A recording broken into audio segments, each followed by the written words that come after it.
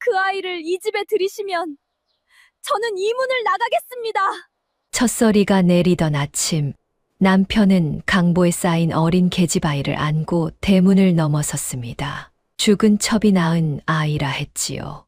며느리는 그 길로 친정도 아닌 산속절로 향했고, 시어머니는 마루 끝에 주저앉아 아무 말도 하지 못했습니다. 그런데 며느리가 두고 나온 그 아이 하나 때문에 이 집안이 통째로 뒤집힐 사건이 벌어지게 되는데, 월화야담의 이야기가 계속될 수 있도록 구독과 좋아요로 응원의 마음을 보태주세요.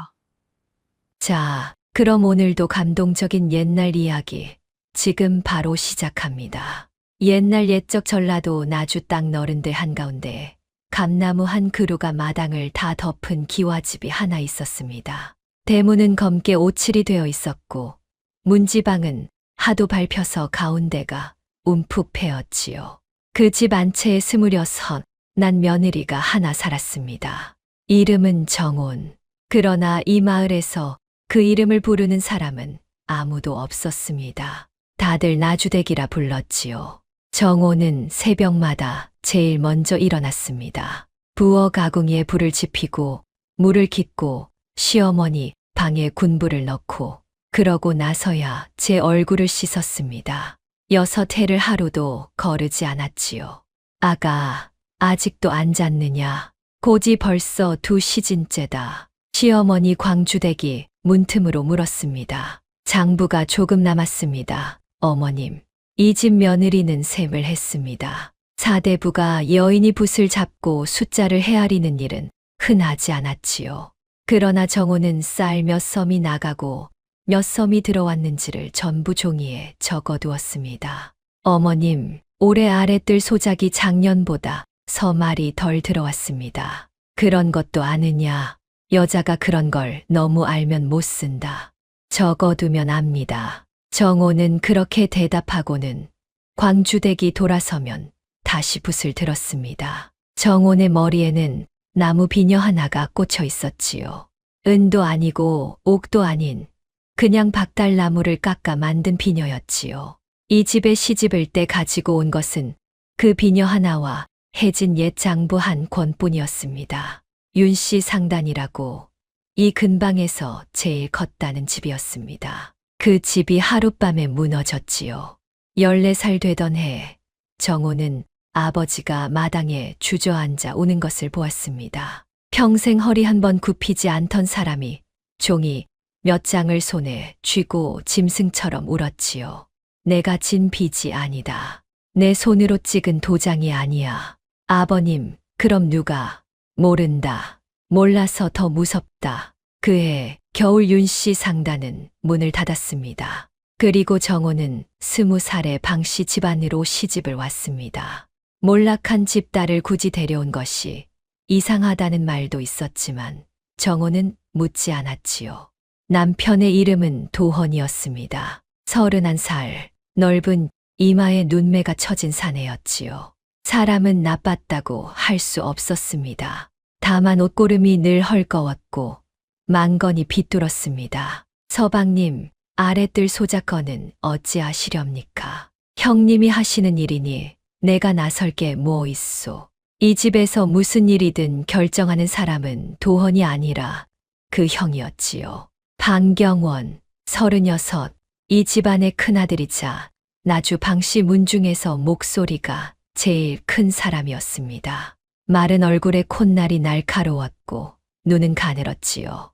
남색 명주 도포에 옥 장식을 단 가끈을 늘 메고 다녔습니다. 재수씨, 고생이 많소.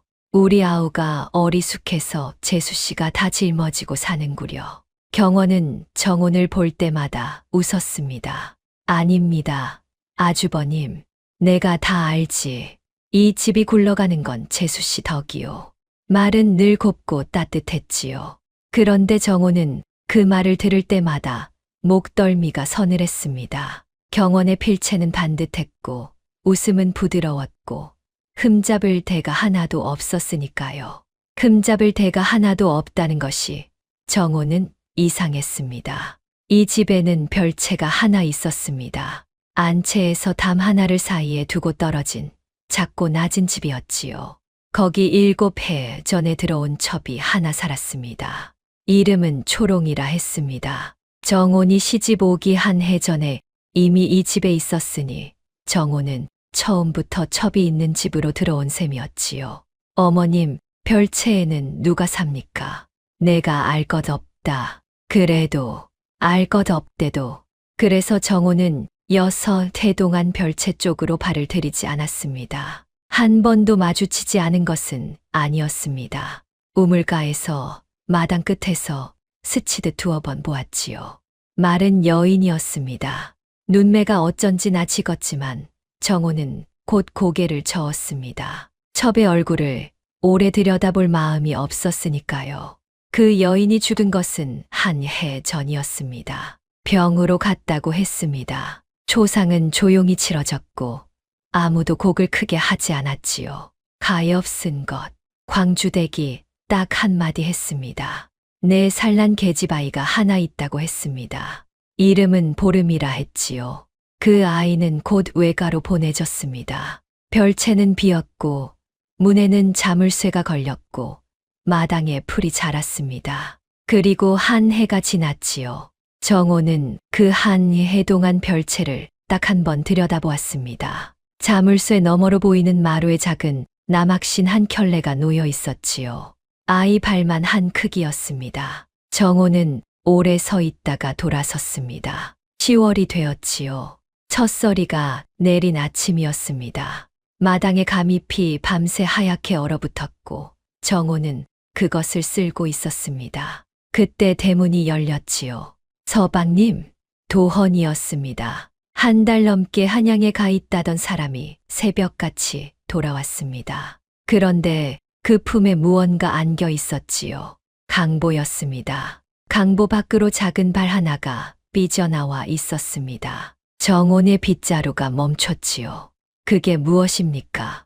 도헌은 정혼을 보지 못하고 발치만 내려다보았지요. 서방님, 그게 무엇이냐고 여쭈었습니다. 보름이요. 초롱이가 그 사람이 두고 간 아이요. 마당이 조용해졌습니다. 광주댁이 방문을 열고 나왔습니다. 무슨 소리를 하는 게냐? 어머님, 외가에서 이 아이를 내쳤습니다. 먹일 입이 없다고 산 아래 절에 맡겼다는 걸 제가 데려왔습니다. 도헌의 목소리가 떨렸지요. 석 달을 굶겼답니다.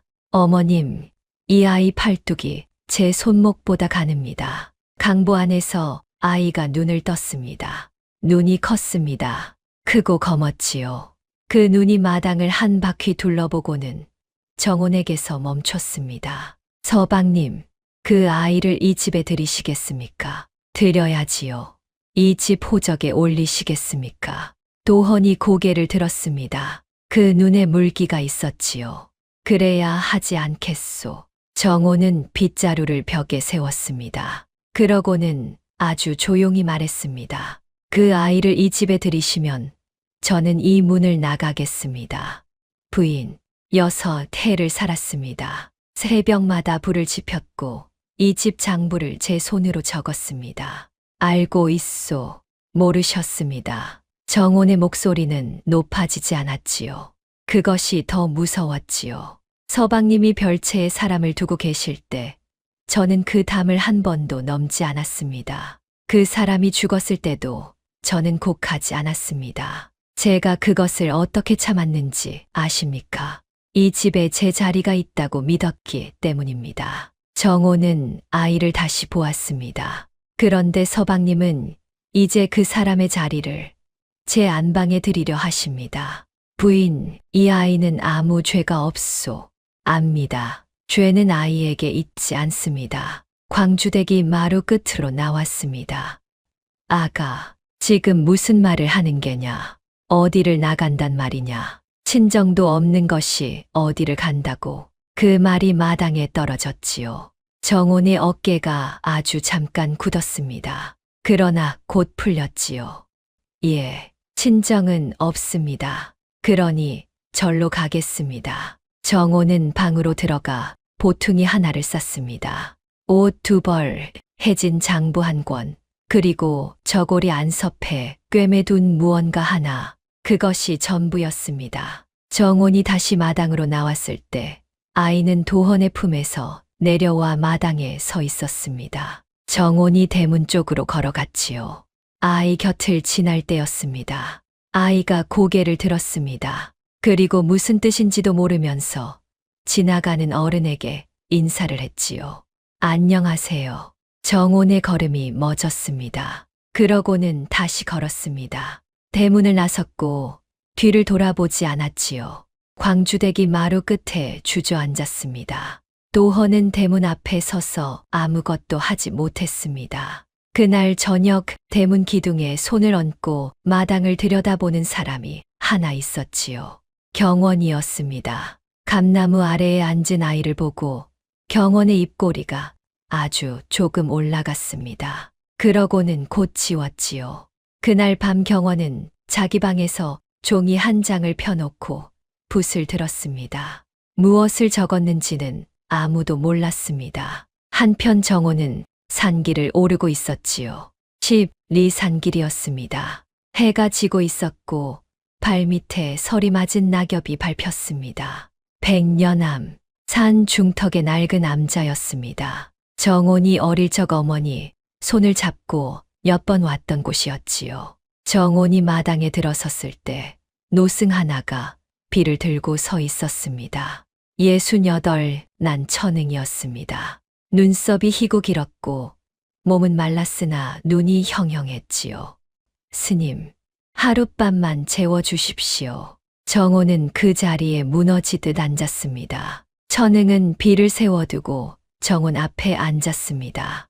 무엇을 두고 왔는가? 아무것도 두고 오지 않았습니다. 제 것이 하나도 없는 집이었습니다. 그 집에 아이가 하나 들어왔다지. 어찌 아십니까? 산 아래 일은 산 위로 다 올라오느니라. 정혼의 입술이 떨렸지요. 스님, 저는 그 아이가 밉지 않습니다. 그런데 그 아이를 보면 제가 6해 동안 참은 것이 전부 헛것이 됩니다. 차라리 미우면 나았을 것입니다. 정호는 두 손으로 얼굴을 가렸습니다. 천ың은 그 모습을 오래 보았습니다. 그러고는 조용히 말했지요. 부인, 핏줄은 문서에 적히는 것이 아니라 거두는 손에 적히는 법이니라. 정혼이 손을 내렸습니다. 무슨 말씀이십니까? 지금은 모를 것이다. 모를 때 들은 말이 오래 남느니라. 천ың은 일어나 비를 다시 들었습니다. 요사체가 비었으니 거기 들어가거라. 정호는 그 말이 무슨 뜻인지 알지 못했지요. 핏줄이 어떻고 거두는 손이 어떻고 그런 말이 지금 무슨 소용이란 말입니까? 정호는 그저 발이 아팠고 가슴이 텅 비어 있었지요. 그래서 정호는 그 말을 흘려들었습니다. 1년 뒤에 그 말이 자기 목을 조를 줄은 그때는 알지 못했습니다. 그날 밤 백년암 요사체에서 정호는 저고리 안섭을 뜯었지요. 그 안에서 무언가 하나가 나왔지요. 놀이개였습니다. 낡고 색이 바랜 쪽빛술이 반쯤 달아버린 작은 놀이개. 매듭 아래에 조그만 옥 조각이 하나 달려 있었습니다. 정호는 그것을 손바닥에 올려놓고 오래 보았습니다. 8살 때 어머니가 손에 쥐어준 것이었지요. 그때 어머니는 무엇라 하셨던가. 정호는 기억을 더듬었습니다. 그러나 그 목소리는 너무 멀었지요.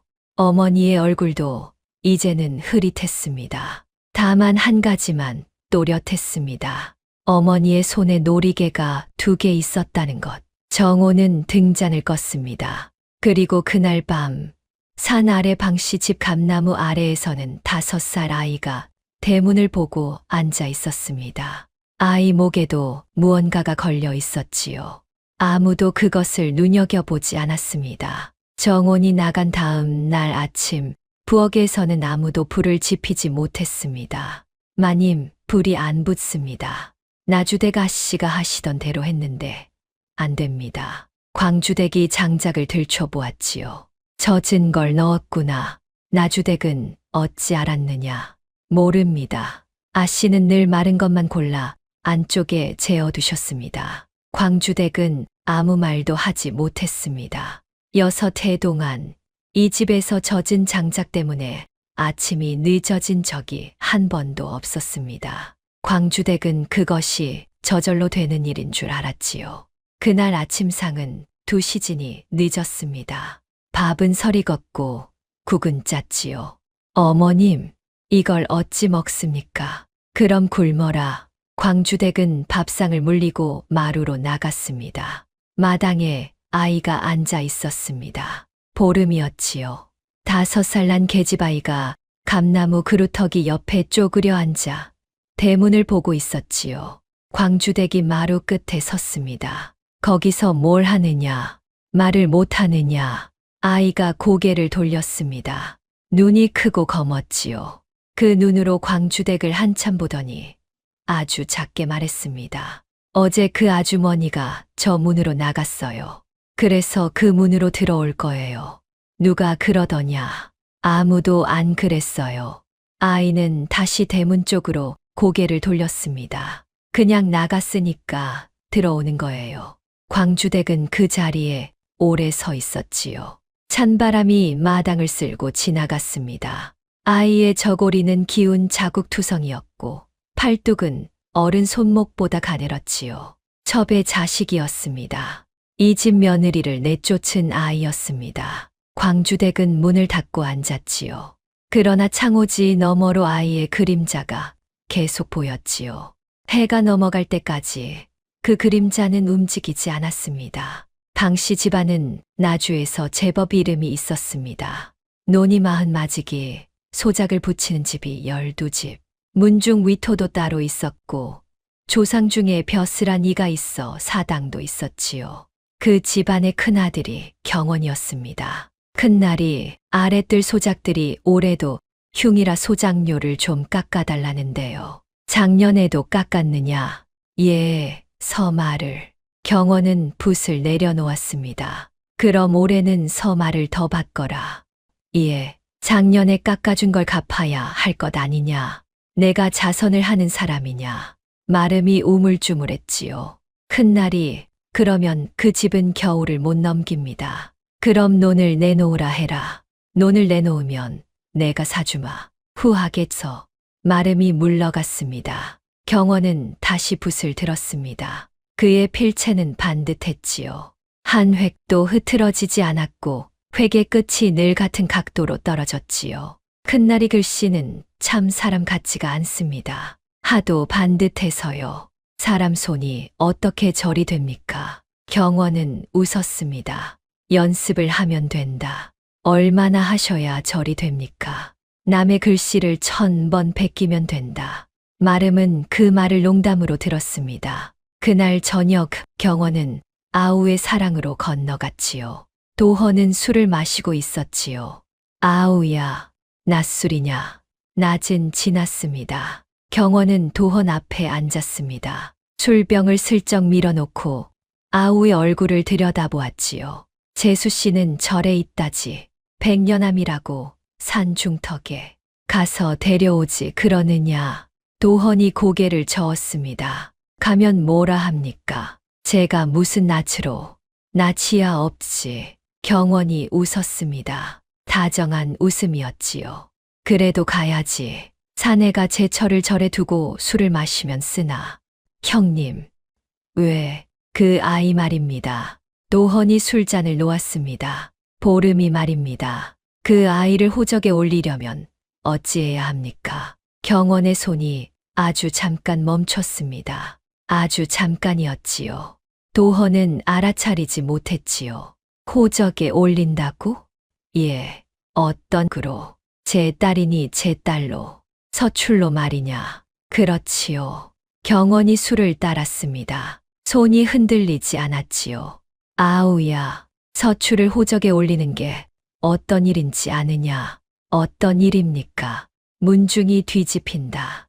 형님, 서출 하나 올린 집이 한둘입니까? 한둘이 아니지. 경원이 술잔을 들었습니다. 그런데 우리 집안은 사당이 있는 집이다. 위토가 있는 집이야. 위토를 누가 관리하느냐? 문중이 관리한다. 문중이 무얼 보고 맡기느냐? 집안의 격을 본다. 도헌의 얼굴이 굳었습니다. 형님, 그럼 이 아이를 어쩌란 말입니까? 내가 어쩌라고 했느냐? 경원이 잔을 비우고 자리에서 일어섰지요. 나는 사실을 말했을 뿐이다. 결정은 내가 하는 게지. 형님이 문중에 말씀 좀 넣어 주십시오. 형님 말씀이면 어른들이 듣습니다. 경원은 잠시 아우를 내려다보았습니다. 그래, 내가 넣어보마. 대신 아우야. 경원이 문을 열었습니다. 그 아이 목에 걸린 놀이개, 그것부터 떼거라. 그게 왜요? 기생년이 차던 걸 애목에 걸어두면 사람들이 뭐라 하겠느냐. 경원의 목소리가 처음으로 살짝 낮아졌지요. 떼서 태워라. 흔적은 없는 게 낫다. 문이 닫혔습니다.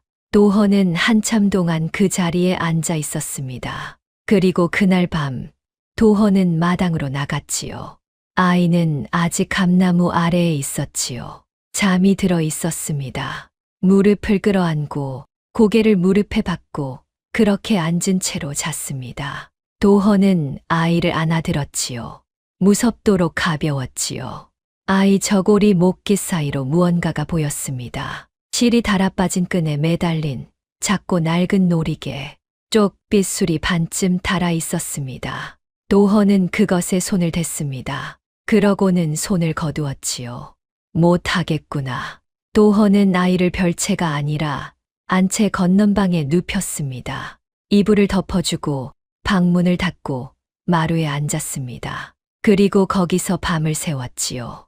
새벽에 광주댁이 나왔습니다. 거기서 뭘 하느냐? 어머님, 밤새 거기 있었느냐? 예. 광주댁은 아들 옆에 앉았습니다. 한참 말이 없었지요. 도헌아, 예.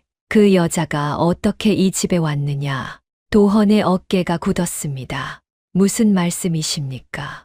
7해 전에 그 초롱이라는 아이가 이 집에 어떻게 왔느냐고 묻는 게다. 형님이 데려오셨습니다. 왜냐고 물었다. 도헌은 대답하지 못했습니다. 광주댁은 아들의 옆 얼굴을 보았지요. 어릴 적부터 형에게 밀리던 아들이었지요. 큰아들은 총명했고 작은아들은 순했습니다. 순한 것이 죄가 될 줄은 몰랐습니다. 도헌아, 내가 그 여자를 사랑했느냐? 도헌이 두 손으로 얼굴을 감쌌지요. 모르겠습니다. 그 사람을 처음 본 날, 저는 그 사람이 왜 여기 왔는지도 몰랐습니다. 광주댁의 눈이 가늘어졌지요. 내 첩이 왜 내 집에 왔는지를 내가 몰랐다는 게냐. 도헌은 아무 말도 하지 않았습니다. 광주댁은 일어섰습니다. 다리가 후들거렸지요. 나는 그 아이가 내가 밖에서 데려온 아이인 줄 알았다. 사내가 어리석어 저지른 일이라 여겼다. 그래서 며느리한테 미안해도 입을 다물었다. 그런데 지금 내 말이 무슨 말이냐? 도헌은 대답하지 않았습니다. 광주댁은 방으로 들어가 문을 닫았습니다. 한편 백년암에서는 정혼이 사흘째 밥을 짓고 있었지요. 절에 얹혀 있으니 손을 놀릴 수는 없었지요. 정혼은 새벽에 일어나 물을 깃고 아궁이에 불을 지피고 죽을 쏘았습니다. 천흥은 아무 말도 하지 않았습니다. 나흘째 되던 날 천흥이 물었지요. 부인, 여기서 몇 해나 있을 셈인가? 정혼의 손이 멈췄습니다. 가라는 말씀이십니까? 가라고는 안 했느니라. 몇 해나 있을 셈이냐고 물었다. 정혼은 대답하지 못했습니다. 천흥은 마루에 앉았지요. 이 절에 여자가 온 것이 자네가 처음이 아니다. 그렇겠지요. 7해 전에도 하나 왔었느니라. 정혼이 고개를 들었습니다. 17쯤 되었을까. 밤중에 산길을 맨발로 올라와서 저 마당에 엎어졌지. 무슨 일이었습니까? 팔려간다고 했다. 정혼의 얼굴이 굳었습니다. 어디로 말입니까? 모른다. 그 아이도 몰랐다. 천흥은 마당을 보았지요.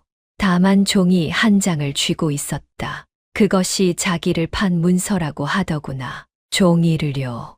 글을 모르는 아이였다. 무슨 글자가 적혔는지도 모르면서 그것 때문에 제가 팔린다는 것만 알았지. 정혼의 손이 떨렸습니다. 그래서 어찌 되었습니까?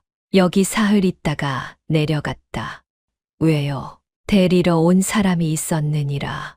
누구입니까? 천흥은 대답하지 않았습니다. 스님, 기억이 흐려서 말할 수 없구나. 스님, 누구였습니까? 천흥이 일어섰지요. 부인, 예, 모르는 게 나은 것을 물으면 아는 게 나은 것을 놓치느니라. 천흥은 법당 쪽으로 걸어갔습니다. 정호는 부뚜막 앞에 앉은 채로 오래 있었습니다. 7해 전, 정혼이 시집 오기 한 해 전이었습니다. 그 해에 별채에 여인이 하나 들어왔지요. 17쯤 되었다는 여인이, 정호는 그 여인의 얼굴을 2번밖에 보지 못했습니다. 그런데 그 눈매가 왜 그렇게 낯익었을까요? 정호는 저고리 안섭에 손을 댔습니다. 거기 놀이개가 들어 있었습니다. 정호는 그것을 꺼내지 않았지요. 다만 옷 위로 그 모양을 만져보았지요. 손끝에 다른 술의 결이 느껴졌습니다. 어머니의 손에 2개가 있었습니다. 정호는 8살이었고 어머니는 그 중 하나를 정혼의 손에 쥐어주었지요. 그럼 나머지 하나는, 정호는 눈을 감았습니다. 그러나 그 자리에는 아무것도 떠오르지 않았습니다. 어머니의 손과 놀이개 2개, 거기서 기억이 뚝 끊겼지요. 마치 누가 잘라낸 것처럼. 그날 밤 정호는 요사체에서 옛 장부를 폈습니다. 친정에서 가져온 단 하나의 물건이었습니다. 윤씨 상단의 마지막 장부. 아버지의 글씨가 빼곡히 적혀 있었지요. 정호는 그것을 6해 동안 한 번도 펴보지 않았습니다. 이제 폈습니다. 숫자가 있었지요. 날짜가 있었고, 물건이 있었고, 사람 이름이 있었습니다. 그리고 마지막 장에 아버지의 글씨가 아닌 글씨가 하나 있었습니다. 반듯했습니다. 한 획도 흐트러지지 않은, 획의 끝이 늘 같은 각도로 떨어지는 글씨. 정호는 그것을 오래 보았습니다. 그러고는 장부를 덮었습니다. 가슴이 뛰었지요. 왜 뛰는지는 알 수 없었습니다. 보름이 방씨 집에 온 지 1회가 지났습니다. 아이는 여전히 말이 없었지요. 밥을 주면 먹었고, 안 주면 굶었습니다. 부르면 왔고, 안 부르면 감나무 아래에 앉아 있었지요. 마님, 저것이 벙어리 아닙니까? 말을 하더라. 첫날에. 그럼 왜 안 합니까? 광주댁은 대답하지 못했지요. 8회째 되던 날 저녁, 광주댁은 아이를 씻겼습니다. 물을 데우고 대야에 붓고 저고리를 벗겼지요. 세상에, 등이 온통 멍이었습니다. 푸른 것, 누런 것, 오래된 것 위에 새 것이 겹쳐진 것. 누가 때렸느냐? 왜 갓집에서요? 아이는 가만히 있었습니다. 아프다는 말도 울음도 없었지요. 광주댁이 아이의 머리를 감겼습니다.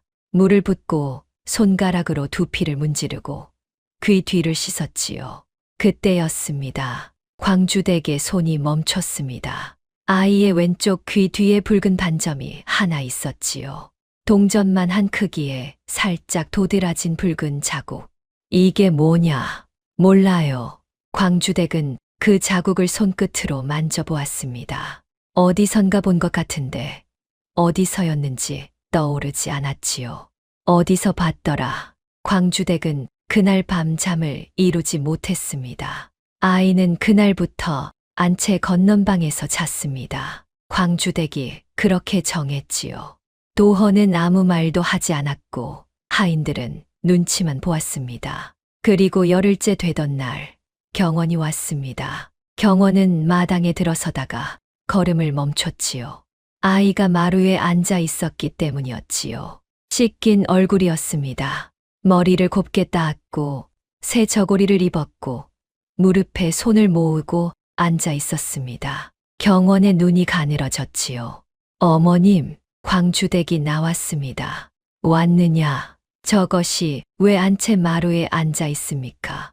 내가 앉혔다. 어머님. 왜? 경원이 웃었습니다. 부드러운 웃음이었지요. 어머님 마음은 압니다. 어린 것이 딱하지요. 그런데 딱한 것과 집안일은 다릅니다. 무엇이 다르냐? 문중 어른들이 오시면 저것을 뭐라고 소개하시렵니까? 광주대기 경원을 보았습니다. 내 손녀라고 하마. 경원의 웃음이 아주 잠깐 굳었습니다. 어머님, 왜 그 말씀을 문중대청에서도 하실 수 있습니까? 못할 게 무엇냐? 못하십니다. 경원이 마루로 올라섰지요. 어머님, 우리 집 위토가 몇 마직인 줄 아십니까? 30마직입니다. 그 위토를 지금 누가 관리합니까? 내 아비가 하던 걸 내가 하지 않느냐? 제가 합니다. 그런데 그건 문중이 맡긴 겁니다. 경원이 아이 쪽을 흘끗 보았습니다. 맡긴 걸 거둘 수도 있지요. 광주댁의 얼굴이 하얘졌습니다. 무슨 소리냐? 어머님, 저는 이 집안을 지키려는 겁니다. 그러니까 무슨 소리냐고. 서출이 안채에 앉은 집에 문중 위토를 맡길 수 있겠느냐고 어른들이 물으실 거라는 말씀입니다. 저는 그때 뭐라고 답해야 합니까? 광주댁은 대답하지 못했지요. 경원이 마루에서 내려섰습니다. 어머님, 재수 씨를 데려오십시오. 무어, 재수 씨가 돌아오면 이야기가 달라집니다. 안주인이 있는 집이 되지요. 내가 데려오겠다더니 가봤습니다. 경원이 갓끈을 매만졌습니다. 산 밑에서 돌려보내더군요. 만나주지도 않았습니다. 그 말은 거짓이었지요. 경원은 100년암에 올라간 적이 없었습니다. 산 밑까지도 가지 않았지요. 그러나 광주댁은 그것을 알 도리가 없었습니다. 경원이 대문을 나선 뒤 광주댁은 마루에 오래 앉아 있었습니다. 아이가 그 옆에 앉아 대문을 보고 있었지요. 광주댁은 그 아이의 등을 보았습니다. 멍이 아직 안 빠진 등이었습니다. 그리고 보름째 되던 날이었지요. 문중대청에서 사람이 왔습니다. 큰날이 깨서 문중회합을 여신답니다. 무슨 회합이냐? 위토관리건이라고 합니다. 광주댁의 얼굴이 굳었습니다. 날짜가 언제냐? 닷새 뒤랍니다. 도헌이도 나오라더냐? 작은 날이는 나오지 마시랍니다. 광주댁이 자리에서 일어섰지요. 무엇라고? 작은 날이는 안 나오시는 게 낫다고 큰날이께서 그러셨습니다. 전갈꾼이 물러갔습니다. 광주댁은 마당 한가운데에 서 있었습니다. 첫서리가 내린 지보름이 지나 이제 마당의 얼음이 얼기 시작했지요. 그때 도헌이 사랑에서 나왔습니다. 어머님, 들었느냐? 들었습니다. 어찌할 셈이냐? 도헌은 아무 말도 하지 않았습니다. 광주댁이 아들 앞으로 걸어갔지요. 도헌아, 예, 내 형이 지금 무얼 하는지 아느냐? 내 집을 먹으려는 게다. 도헌의 어깨가 굳었습니다. 어머님, 그럴 리가 없습니다. 왜 없느냐? 형님은 저를, 내 형이 너를 뭐라 부르는 줄 아느냐? 광주댁의 목소리가 낮아졌습니다. 지난달 사랑에서 술자리가 있었지. 나는 뒷마루에 있었다. 내 형이 손님들 앞에서 너를 뭐라고 했는 줄 아느냐? 도헌이 고개를 들었지요. 뭐라고 했습니까? 광주댁은 대답하지 않았습니다. 그것이 더 무서웠지요. 도헌아, 자네가, 어머님, 가서 내 처를 데려와라. 못 갑니다. 못 가는 게 아니라 안 가는 게지. 광주댁이 아들의 소매를 잡았습니다. 이 집에 지금 셈을 볼 줄 아는 사람이 하나도 없다. 장부가 어디 있는지도 모른다. 위토 문서가 어디 있는지도 모른다. 내 처가 그걸 다 알고 있었다. 도헌의 눈이 흔들렸습니다. 어머님, 그럼 저는 제 처를 셈 때문에 데려오라는 겁니까? 그래, 광주댁이 말했지요. 지금은 그것 때문에라도 데려와라. 도헌은 그날 밤 산으로 올라갔습니다. 10리 산길이었습니다. 등불 하나를 들고 미끄러지고 넘어지면서 도헌은 백년암까지 올라갔지요. 마당에 들어섰을 때는 자정이 다 되어 있었습니다. 정호는 요사체 앞에 서 있었습니다. 기척을 듣고 나온 것이었지요. 부인, 정호는 아무 말도 하지 않았습니다. 내려갑시다. 부인, 미안하오. 내가 잘못했소. 무엇을 잘못하셨습니까? 도헌이 입을 다물었습니다. 무엇을 잘못하셨느냐고 여쭈었습니다. 아이를 데려온 것이, 그것은 잘못이 아닙니다. 정온의 목소리는 담담했지요. 그 아이를 데려온 건 서방님이 하신 일 중에 유일하게 사람다운 일이었습니다. 도헌의 얼굴이 일그러졌습니다. 그럼 무엇이 잘못이오? 모르십니까? 7해 전에 그 사람이 어떻게 이 집에 왔습니까? 도헌의 등불이 흔들렸습니다. 정온이 한 걸음 다가왔지요. 서방님, 그 사람이 스스로 왔습니까? 대답하십시오.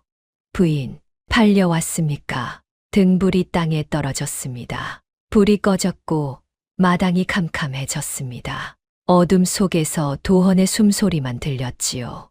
어떻게 아시오? 정온의 손이 떨렸습니다. 아셨군요. 부인, 알고 계셨군요. 7해 동안. 부인, 내 말을 들어보시오. 들을 것 없습니다. 정온이 돌아섰습니다. 가십시오. 부인, 가시라고 했습니다. 정온의 목소리가 처음으로 갈라졌지요. 그 사람이 팔려온 걸 알면서 별채에 두셨습니까? 알면서 아이를 낳게 하셨습니까? 알면서 그 사람이 죽는 걸 보셨습니까? 내가 무얼 할 수 있었겠소? 무얼 할 수 있었느냐고요? 정온이 웃었습니다. 웃음이 아니었지요. 문서를 태우면 됐습니다. 도헌이 그 자리에 무너졌습니다. 정온은 요사채로 들어가 문을 닫았습니다. 도헌은 캄캄한 마당에 앉아 있었지요. 등불은 꺼졌고 산은 조용했고 아무도 그를 일으켜주지 않았습니다. 새벽에 천응이 나왔습니다. 내려가시게. 스님, 지금 내려가야 산길이 보이네. 도헌이 일어섰지요. 그리고 산을 내려가기 전에 천응에게 물었습니다. 스님, 7해 전에 여기 왔던 여자를 아십니까? 천응은 대답하지 않았습니다. 그 사람이 여기서 사흘을 있었다고 들었습니다. 누구에게 들었는가? 제 측에. 천응의 눈이 아주 잠깐 흔들렸지요. 스님, 그 사람이 여기서 무슨 말을 했습니까? 천응은 오래 서 있었습니다. 그러고는 딱 한마디를 했습니다. 언니를 찾는다고 했네. 도헌은 그 말을 이해하지 못했지요. 그래서 그냥 산을 내려갔지요. 만약 그 말을 붙들었더라면 뒤에 벌어질 일은 달라졌을 것입니다. 도헌이 산을 내려간 다음 날, 정온은 새벽에 일어나 물을 길었습니다. 두레박을 우물에 내리는데 손이 자꾸 미끄러졌지요. 팔려왔습니까? 제 입에서 나온 말이 밤새 귀에 남아 있었습니다. 정온은 두레박을 놓고 우물 난간에 손을 짚었습니다. 산속 새벽 공기가 찼는데도 등에 땀이 배었지요. 물을 깃다 말고 무슨 생각을 그리 하는가. 천응이 뒤에 서 있었습니다. 아무 생각도 안 합니다. 거짓말은 부처님 앞에서만 하시게. 천응은 두레박을 대신 잡아 물을 길어 올렸습니다. 어젯밤 산에서 사내가 울고 갔으니 오늘은 자네가 흔들릴 차례가 아닌가. 흔들리지 않습니다. 그러면 왜 물을 2번 깃는가? 정온이 우물을 보았지요. 물동이가 이미 가득 차 있었지요. 무엇을 하고 싶은가? 알고 싶습니다. 그 사람이 왜 팔려왔는지를요. 천응이 물동이를 내려놓았습니다. 그것을 알면 무엇이 달라지는가? 모릅니다. 모르면서 왜 알려 하는가? 정온의 목소리가 낮아졌습니다. 스님, 저는 6해를 그 사람을 미워하며 살았습니다. 밤에 별채에서 불빛이 새어나오면 이불을 뒤집었었습니다. 그 사람이 죽었을 때 저는 속으로 잘 됐다고 했습니다. 정온이 2 손을 모았지요. 손이 떨렸지요. 그런데 그 사람이 스스로 온 게 아니었다면 제가 6해 동안 미워한 게 무엇입니까? 천응은 대답하지 않았습니다. 스님, 몰라도 살 수야 있겠지요. 그런데 모르고 살면 제가 미워한 그 사람이 영영 나쁜 사람으로 끝납니다. 죽은 사람이 변명도 못하고 끝나는 겁니다. 정온의 눈에서 물이 떨어졌습니다. 천흥이 오래 정혼을 보았지요. 그러고는 물었지요. 부인, 그 사람 이름을 아는가? 초롱이라고 들었습니다. 이름을 불러본 적이 있는가? 정혼의 입술이 떨렸습니다. 없습니다. 6해를 한 집에 살면서 이름 한 번을 안 불렀군. 예, 지금 불러보시게. 정혼이 천흥을 보았습니다. 스님, 불러보시게. 정혼은 입을 열었지요. 그러나 소리가 나오지 않았지요. 몇 번을 그랬습니다. 그러다 아주 작게 겨우 나왔습니다. 초롱아. 그 순간이었지요. 정혼의 몸이 휘청했습니다. 우물난간을 붙들지 않았으면 그대로 주저앉았을 것입니다. 심장이 미친 듯이 뛰었지요. 스님, 이름을 불렀을 뿐인데 왜 가슴이 이렇습니까? 천흥은 대답하지 않았습니다. 그날부터 정호는 밤마다 옛 장부를 폈습니다. 윤씨 상단의 마지막 장부였지요. 마지막 장에 아버지 글씨가 아닌 글씨가 있었지요. 반듯하고 한 획도 흐트러지지 않고 획의 끝이 늘 같은 각도로 떨어지는 글씨. 정호는 그 글씨를 손끝으로 따라 그렸습니다. 본 적이 있다. 이 글씨를 본 적이 있어. 어디서였을까요? 정호는 눈을 감고 기억을 뒤졌습니다. 친정에서 아닙니다. 아버지 서찰에서 아닙니다. 정혼의 눈이 번쩍 뜨였습니다. 당시 집사랑에서였습니다. 정혼이 시집 온 첫해 문중에 무슨 일이 있어 문서를 나른 적이 있었지요. 그때 사랑에 놓인 종이를 스치듯 보았지요. 그 글씨였습니다. 아주버님, 정혼의 손에서 장부가 미끄러졌습니다. 빚 문서 수령, 은 300냥, 갑신년 10월. 아버지가 적은 게 아니었습니다. 누군가가 남의 장부에 남의 글씨체를 흉내내다 만손으로 적어 넣은 것이었지요. 정혼의 손이 얼음처럼 차가워졌습니다. 300냥, 윤씨 상단이 무너진 것이 그 300냥 때문이었습니다. 아버지는 마당에 주저앉아 울었지요. 내가 진 빚이 아니다. 내 손으로 찍은 도장이 아니야. 정호는 그때 14살이었습니다. 아버지 말을 믿지 않았지요. 정호는 두 손으로 입을 막았습니다. 이튿날 아침 정호는 천흥 앞에 앉았습니다. 스님, 말하시게.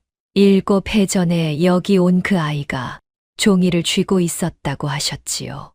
그랬네. 그 종이에 무엇이 적혀 있었습니까? 천흥이 정혼을 보았지요. 보았는가? 못 봤습니다. 스님이 보셨습니까? 보았지. 무엇이 적혀 있었습니까? 천흥은 한참 말이 없었습니다. 빈 문서였네. 얼마짜리였습니까? 은 300냥. 정혼의 몸이 굳었습니다. 방 안이 조용해졌지요. 마당에서 새 우는 소리가 났고 부엌에서 물 끓는 소리가 났고 그 밖에는 아무 소리도 없었지요. 스님, 말하시게. 누가 그 아이를 데리러 왔습니까? 천흥이 눈을 감았습니다. 스님, 내가 말하면 자네가 무엇을 하겠는가? 말씀해 주십시오. 천흥이 눈을 떴습니다. 나는 7해 전에 그 아이를 붙잡지 못했네. 그 아이를 데리러 온 자가 문서를 내밀었고 나는 중이라 문서를 이길 방도가 없었지. 그 아이를 산 아래로 보낸 사람이 날세. 천흥의 목소리가 처음으로 흔들렸지요. 나는 그 죄로 7해를 여기 앉아 있네. 정호는 아무 말도 하지 못했습니다. 그러니 자네에게 그 이름을 말하는 것은 어렵지 않네. 다만 자네가 그 이름을 듣고 산을 내려가면 자네는 그 집에서 혼자가 되네. 문서를 쥔 자와 맨손으로 싸우는 것이 어떤 것인지 나는 아네. 정혼이 무릎에 손을 얹었습니다. 스님, 말하시게. 저는 맨손이 아닙니다. 정혼이 옛 장부를 꺼내 마루에 놓았지요. 여기 그자의 글씨가 있습니다. 천흥이 그 장부를 내려다보았습니다. 한참을 보았지요. 그러고는 고개를 들었습니다.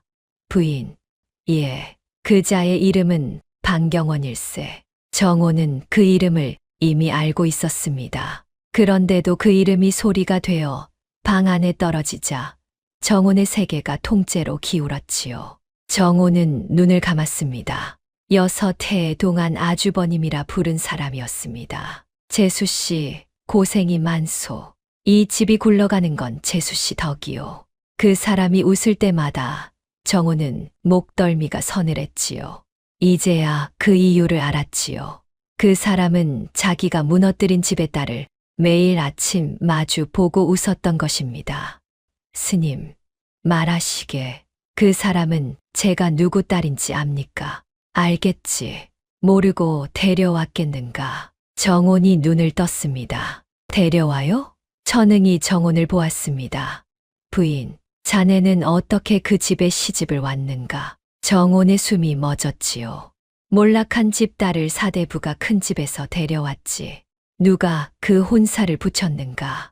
누가 붙였는가? 정혼의 입술이 떨렸습니다. 아주버님이 말해보시게. 아주버님이 붙이셨습니다. 정혼의 손이 마루를 짚었습니다. 몸이 앞으로 무너졌지요. 내가 무너뜨린 집딸을 내 아우에게 붙이고 천응의 목소리가 낮았습니다. 내가 판 아이를 그 아우의 첩으로 데리고 한 지붕 아래에 자매를 넣어놓고 서로 미워하게 만들었네. 정혼의 몸이 떨리기 시작했습니다. 스님, 말하시게. 지금 무슨 말씀을 하신 겁니까? 천응이 정혼을 보았지요. 자매라고 하셨습니까? 천응의 눈이 흔들렸습니다. 노승은 그제야 자기가 무슨 말을 뱉었는지 알았지요. 스님, 자매라고 하셨습니까? 정혼이 천응의 소매를 붙들었습니다.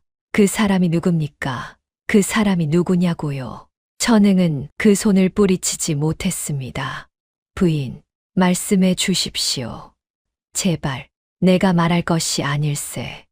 스님, 천응이 일어섰지요. 산을 내려가시게. 내려가서 그 아이 목에 걸린 것을 보시게. 정혼의 얼굴이 하얘졌습니다. 아이 목에요? 그것이 자네 대답일세. 천응이 법당 쪽으로 걸어갔습니다. 정혼은 마루에 앉은 채로 움직이지 못했지요. 그 아이 목에 첫설이 내린 아침 대문 앞에서 그 아이가 인사를 했습니다. 정혼의 걸음이 딱 한 번 멎었지요. 그때 무엇을 보았던가? 정혼은 눈을 감았습니다. 기억의 가장자리에 무언가가 걸려 있었습니다. 아이의 목깃 사이로 흘러나온 무언가, 낡은 끈에 매달린 무언가, 쪽빛. 정혼은 저고리 안섭에 손을 넣었습니다. 놀이개가 나왔습니다.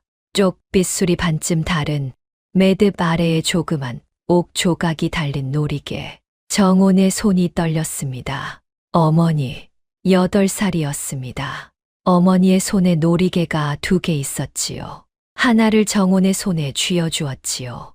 그럼 나머지 하나는 정혼은 자리에서 일어섰습니다. 너무 급하게 일어서서 다리가 풀렸고 마루에서 굴러 떨어졌습니다. 무릎이 까졌지만 아픈 줄도 몰랐지요. 정혼은 마당을 가로질러 뛰었습니다. 부인, 천응이 불렀습니다. 정혼은 돌아보지 않았지요. 부인, 신을 신고 가시게. 정혼은 맨발로 산길을 뛰어 내려갔습니다. 10리 산길이었습니다. 서리가 녹아 진창이 된 길이었고 돌부리가 발바닥을 찢었고 나뭇가지가 얼굴을 그었지요. 정혼은 멈추지 않았습니다. 8살에 헤어진 동생이 있었습니다. 이름이 무엇이었던가? 정혼은 그 이름을 6해 동안 하루에도 몇 번씩 들었습니다.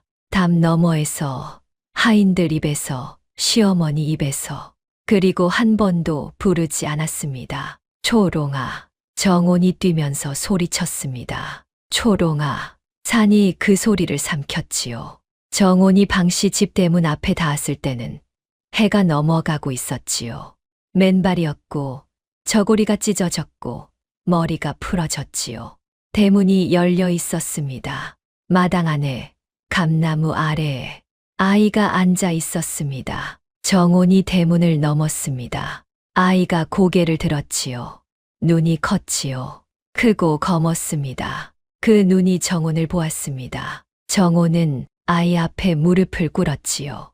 그리고 떨리는 손으로 아이의 저고리 목깃을 열었습니다. 거기 낡은 끈이 하나 있었습니다. 끈 끝에 매달린 것은 쪽 빗술이 반쯤 다른 매듭 아래에 조그만 옥 조각이 달린 놀이개였습니다. 정온의 손에 있는 것과 똑같은. 정온은 소리를 내지 않았습니다. 무릎을 꿇은 채로 아이의 목에 걸린 놀이개를 손바닥에 올려놓고 자기 것과 나란히 놓았습니다. 두 개였지요.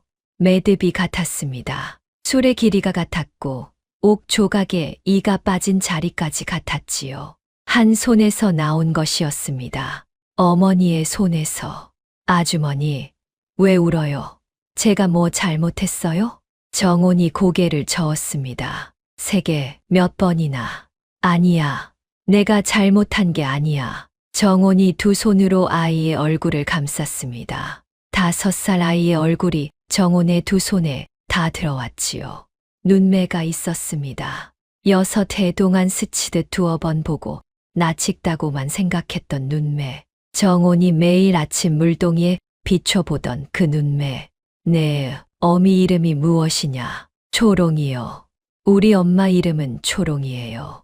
정온의 얼굴이 무너졌습니다. 그리고 우리 엄마는 언니가 있었어요. 정온의 손이 멈췄습니다. 무엇라고? 아이가 목에 걸린 놀이개를 만졌지요. 이거 언니 거랑 똑같은 거래요. 엄마가 그랬어요. 언니 만나면 이걸 보여주면 된다고요. 정온의 입에서 소리가 새어 나왔습니다. 사람 소리가 아니었습니다. 정온은 아이를 끌어안았지요. 5살 아이의 등을 감싸 안고 마당 한가운데에서 몸을 접었지요. 초롱아, 초롱아, 초롱아. 정온은 죽은 사람의 이름을 불렀습니다. 6해 동안 한 번도 부르지 않은 이름을 그 딸을 안고 부르고 또 불렀습니다. 마루에서 광주댁이 그것을 보고 있었지요. 며느리가 맨발로 돌아왔고 마당에서 첩의 자식을 안고 짐승처럼 오는 것을 보았지요. 저것이 무슨 일이냐. 그날 밤 정온은 안채로 돌아왔습니다. 6해 동안 제 손으로 닦은 방이었습니다. 20알을 비웠는데 먼지가 손가락 한 마디만큼 앉아 있었지요. 정온은 방을 쓸었습니다. 도헌이 문 앞에 섰습니다. 앉지도 못하고 서 있었지요. 서방님, 그 사람 이름이 초롱입니다. 알고 있소. 제 동생입니다. 도헌이 그 자리에 못 박혔습니다. 무엇라고 하셨소? 제 친동생이라고 했습니다. 부인, 8살에 헤어졌습니다. 그 애는 4살이었습니다. 정온이 빗자루를 놓았습니다. 어머니가 놀이개를 2개 만드셨습니다. 하나는 제 손에, 하나는 그 애 손에. 정온이 놀이개 2개를 방바닥에 놓았지요. 도헌이 그것을 내려다보았습니다. 무릎이 꺾였지요. 맙소사. 내가 자매를. 도헌이 두 손으로 얼굴을 감쌌습니다. 서방님은 몰랐습니까? 몰랐소. 맹세코 몰랐소. 그럼 무엇을 아셨습니까? 도헌의 소리가 뚝 끊겼습니다. 정온이 무릎을 모으고 앉았지요. 목소리가 아주 낮았지요. 그 사람이 팔려온 건 아셨습니다. 문서가 있는 것도 아셨습니다. 그 문서를 누가 썼는지도 아셨습니까? 도헌이 고개를 들었습니다. 그 눈이 텅 비어 있었습니다. 형님이요. 정온은 이미 알고 있었지요. 그런데도 남편의 입에서 그 말이 나오자 정온은 숨을 쉴 수 없었습니다. 언제 아셨습니까? 처음부터 7해 동안 아셨군요. 도헌이 무릎걸음으로 정온 앞에 왔습니다. 부인, 나는 그때 24이었소. 아버님이 돌아가신 지 2해였고 이 집 살림은 전부 형님 손에 있었소. 형님이 그 아이를 내 방에 밀어넣으면서 뭐라고 하신 줄 아시오. 싫으면 이 아이를 도로 팔겠다고 하셨소. 방 안이 조용해졌지요. 그 아이가 내 방에서 밤새 떨었소. 나는 그 아이한테 손도 대지 못했소. 그런데 다음 날 형님이 웃으면서 그러시더군. 도헌의 목소리가 갈라졌습니다. 이제 내 첩이다. 내가 손을 안 댔는데도 첩이 되어 있었소. 정온의 손이 떨렸습니다. 그럼 보름이는 내 딸이오. 도헌이 고개를 들었지요. 나는 그 사람을 사랑했느냐 물으면 대답을 못하오. 다만 그 사람이 웃는 걸 딱 한 번 봤소. 보름이를 낳던 날에 정온이 눈을 감았습니다. 서방님, 말하시오. 왜 문서를 태우지 않으셨습니까? 도헌은 대답하지 못했습니다. 왜 문중에 고하지 않으셨습니까? 무서웠소. 무엇이요? 형님이. 도헌의 어깨가 무너졌지요. 나는 평생 그 사람이 무서웠소. 어릴 적부터 그랬소. 내가 무얼 하든 형님이 먼저 알았고, 내가 무슨 말을 하든 형님이 먼저 웃었소. 그 사람 앞에서 나는 늘 등신이었소. 정호는 오래 남편을 보았습니다. 미움도 아니고 연민도 아니었지요. 그저 한 사람이 얼마나 오래 겁을 먹으면 저렇게 되는지를 보았습니다. 서방님, 고개를 드십시오. 도헌이 고개를 들었습니다. 이제 저와 하실 일이 있습니다. 정호는 그날 밤부터 장부를 폈지요. 6해 동안 제 손으로 적은 이 집 장부였지요.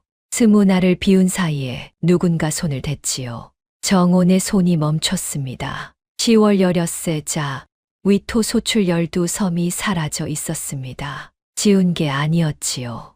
애초에 안 적힌 것처럼 되어 있었지요. 다음 장에는 그 12섬이 다른 이름으로 들어가 있었습니다. 문중 봉사조.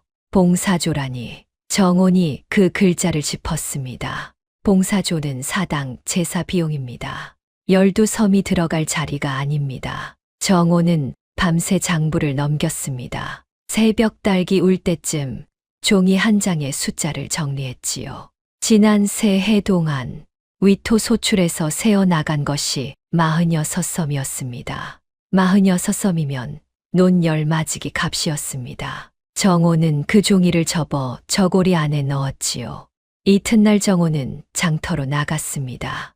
머리에 수건을 쓰고 무명 저고리를 입고 나주대 가시가 아니라 그냥 안악처럼 걸었지요. 장터 끝에 곡물 거간꾼이 하나 있었습니다.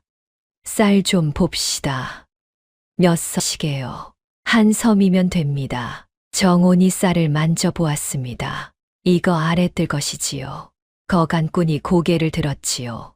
어떻게 아십니까? 나달이 굵고 배가 얕습니다. 아랫뜰 논이 그렇습니다. 거간꾼의 눈이 커졌습니다. 안악이 그런 걸 다 아십니까? 친정이 상단이었습니다. 어디 상단인데요? 정온이 잠시 말을 멈췄습니다. 윤씨 상단입니다. 거간꾼의 손이 멈췄지요. 윤씨요? 아십니까? 알다 마다요. 거간꾼이 주위를 둘러보았지요. 그리고 목소리를 낮췄지요. 그 댁이 하룻밤에 무너졌잖습니까? 예, 그때 그 문서가 참 이상했지요. 정온의 심장이 뛰었습니다. 무엇이 이상했습니까? 아, 제가 그때 심부름을 다녔거든요. 그 빈 문서를 제가 날랐습니다. 그런데 그게 말입니다. 거간꾼이 쌀자루를 내려놓았습니다. 먹이 안 말라 있었어요. 정온의 손끝이 저렸지요. 먹이요? 3년 묵은 문서라고 했는데 제가 손에 쥐니까 먹이 손에 묻었습니다. 그날 아침에 쓴 겁니다. 저는 그때 18이라 그게 뭘 뜻하는지도 몰랐지요. 정온의 손이 떨렸습니다. 그 문서를 누가 주었습니까? 거간꾼이 정온을 보았습니다. 안악이 왜 그걸 물으십니까? 설마 거간꾼의 얼굴이 하얘졌지요. 윤씨 댁 따님이십니까? 정온은 대답하지 않았습니다. 거간꾼이 뒤로 물러섰습니다. 저는 모릅니다. 어르신, 저는 아무것도 모릅니다. 어르신, 그 사람이 누굽니까? 거간꾼이 손을 저었지요. 가십시오. 저는 처자식이 있는 사람입니다. 그 댁 어른한테 밉보이면 저는 이 장터에서 못 삽니다. 정온이 그 자리에 섰습니다. 그 댁이라 하셨습니까? 거간꾼이 입을 다물었습니다. 어느 댁을 말씀하시는 겁니까? 어르신, 거간꾼이 등을 돌렸지요. 정호는 그 등을 보았습니다. 그리고 아주 조용히 말했지요. 어르신, 저는 그 문서 때문에 아버지를 잃었습니다. 거간꾼의 등이 굳었습니다. 그리고 동생도 잃었습니다. 그 아이는 17에 팔렸고 23에 죽었습니다. 정혼의 목소리가 흔들리지 않았습니다. 어르신은 처자식이 있으시다고요. 저는 그 처자식을 지키라고 말씀드리러 온 겁니다. 거간꾼이 돌아보았지요. 무슨 말씀이십니까? 그 문서를 만든 사람이 지금 또 문서를 만들고 있습니다. 정혼이 한 걸음 다가섰습니다. 이번엔 위토입니다. 위토가 넘어가면 그 위토로 먹고 사는 소작 12집이 겨울에 쫓겨납니다. 거간꾼의 얼굴이 굳었습니다. 12집이요. 어르신 장터 손님들입니다. 거간꾼이 오래 정혼을 보았지요. 그러고는 쌀자루를 다시 들었지요. 닷새 뒤에 오십시오. 그때까지 제가 생각을 좀 하겠습니다. 정혼이 고개를 숙였습니다. 고맙습니다. 고맙다고 하지 마십시오. 거간꾼이 고개를 저었습니다. 저는 아직 아무것도 안 했습니다. 정혼이 장터를 나섰을 때 등 뒤에서 누가 보고 있었지요. 경원의 마름이었습니다. 마름은 정혼이 사라질 때까지 보고 있다가 곧장 큰 집으로 달려갔지요. 큰 날이 무엇이냐? 나주댁 아씨가 장터에 나오셨습니다. 경원이 붓을 놓았습니다. 돌아왔느냐? 어제 돌아오셨답니다. 맨발로요. 맨발로? 산에서 뛰어 내려오셨다고 합니다. 경원의 눈이 가늘어졌습니다. 누구를 만났느냐? 곡물 거간을 만나셨습니다. 무슨 이야기를 했느냐? 멀어서 못 들었습니다. 다만, 마름이 침을 삼켰지요. 거간이 얼굴이 하얘져서 뒤로 물러섰습니다. 경원은 오래 아무 말도 하지 않았지요. 그러고는 아주 조용히 물었지요. 그 거간 이름이 무엇냐? 마름이 대답했습니다. 경원은 그 이름을 종이에 적었습니다. 반듯한 글씨였지요. 한 획도 흐트러지지 않은. 닷새 뒤 정혼이 장터에 나갔을 때 그 자리는 비어 있었습니다. 쌀자루도 저울도 거간꾼도 없었지요. 어르신은 어디 가셨습니까? 옆자리 어물전 주인이 고개를 저었습니다. 그 사람 사흘 전에 자리를 뺐습니다. 20년 하던 자리를 하룻밤에 뺐지요. 정혼의 손이 차가워졌습니다. 왜요?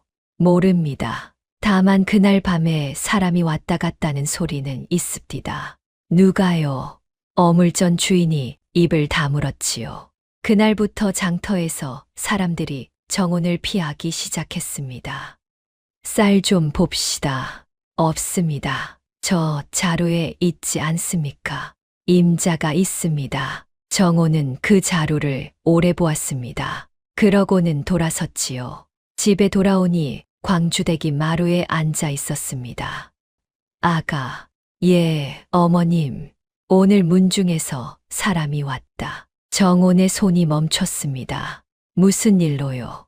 위토 관리를 큰애한테 완전히 넘기는 문서에 도장을 찍으라더라. 어머님이요? 내가 이 집 최고 어른이니까. 정혼이 마루에 앉았지요. 찍으셨습니까? 안 찍었다. 못 찍겠더라. 광주댁이 손을 내려다보았습니다. 늙은 손이 떨리고 있었지요. 아가, 내가 늙어서 셈을 못한다. 그런데 이건 알겠더라. 큰애가 나를 안 보고 문서만 보더라. 어머님, 내 아들이 나를 안 보더라. 광주댁의 눈이 붉었습니다. 그래서 안 찍었다. 정호는 시어머니의 손을 잡았습니다. 6해 만에 처음이었지요. 이래 뒤 집에서 사람이 나가기 시작했습니다. 찬모가 먼저였습니다. 아씨, 저는 그만두겠습니다. 무슨 일이냐? 어머니가 아프셔서요. 어머니가 계셨느냐? 찬모가 고개를 숙였지요. 죄송합니다. 누가 다녀갔느냐? 누가 왔었느냐고 물었다. 찬모가 울었습니다. 아씨, 저는 갈 데가 없습니다. 큰날이 댁에서 자리를 주신다는데 가거라. 가서 잘 살아라. 찬모가 나간 다음 날 계집종이 나갔고 그 다음 날 머슴 둘이 나갔습니다. 열흘이 되자 이 집에 남은 것은 광주댁과 도헌, 정혼과 보름, 그리고 늙은 마당쇠 하나뿐이었지요. 물도 불도 밥도 정혼이 했지요. 보름이 부엌 문턱에 앉아 그것을 보았습니다. 아주머니, 힘들어요? 안 힘들다. 거짓말. 정혼이 웃었습니다. 20날 만에 처음이었지요. 어떻게 알았느냐? 팔이 떨려요. 아이가 부엌으로 들어왔습니다. 그리고 정혼 옆에 쭈그리고 앉아 작은 손으로 아궁이에 나뭇가지를 집어넣었습니다. 이렇게 하는 거 맞아요? 마른 걸 넣어야 한다. 마른 게 뭐예요? 이렇게 딱 소리 나는 거. 아이가 나뭇가지를 부러뜨려 보았지요. 딱 소리가 났지요. 이거요? 그래, 잘하는구나. 아이의 얼굴이 아주 조금 밝아졌습니다. 정호는 그 옆 얼굴을 보았습니다. 초롱이 있었지요. 거기 초롱이 앉아 있었지요. 정호는 고개를 돌렸습니다. 그달 금음 경원이 왔습니다. 이번에는 혼자가 아니었지요. 문중 어른 셋을 데리고 왔지요. 재수 씨, 고생이 많소. 경원이 마당에 서서 웃었습니다. 하인들이 다 나갔다면서 이거 큰일이구려.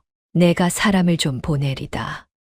괜찮습니다. 괜찮기는 사대부가 안방마님이 물을 기르면 쓰나. 경원이 마루로 올라섰습니다. 문중 어른 셋이 뒤를 따라 앉았지요.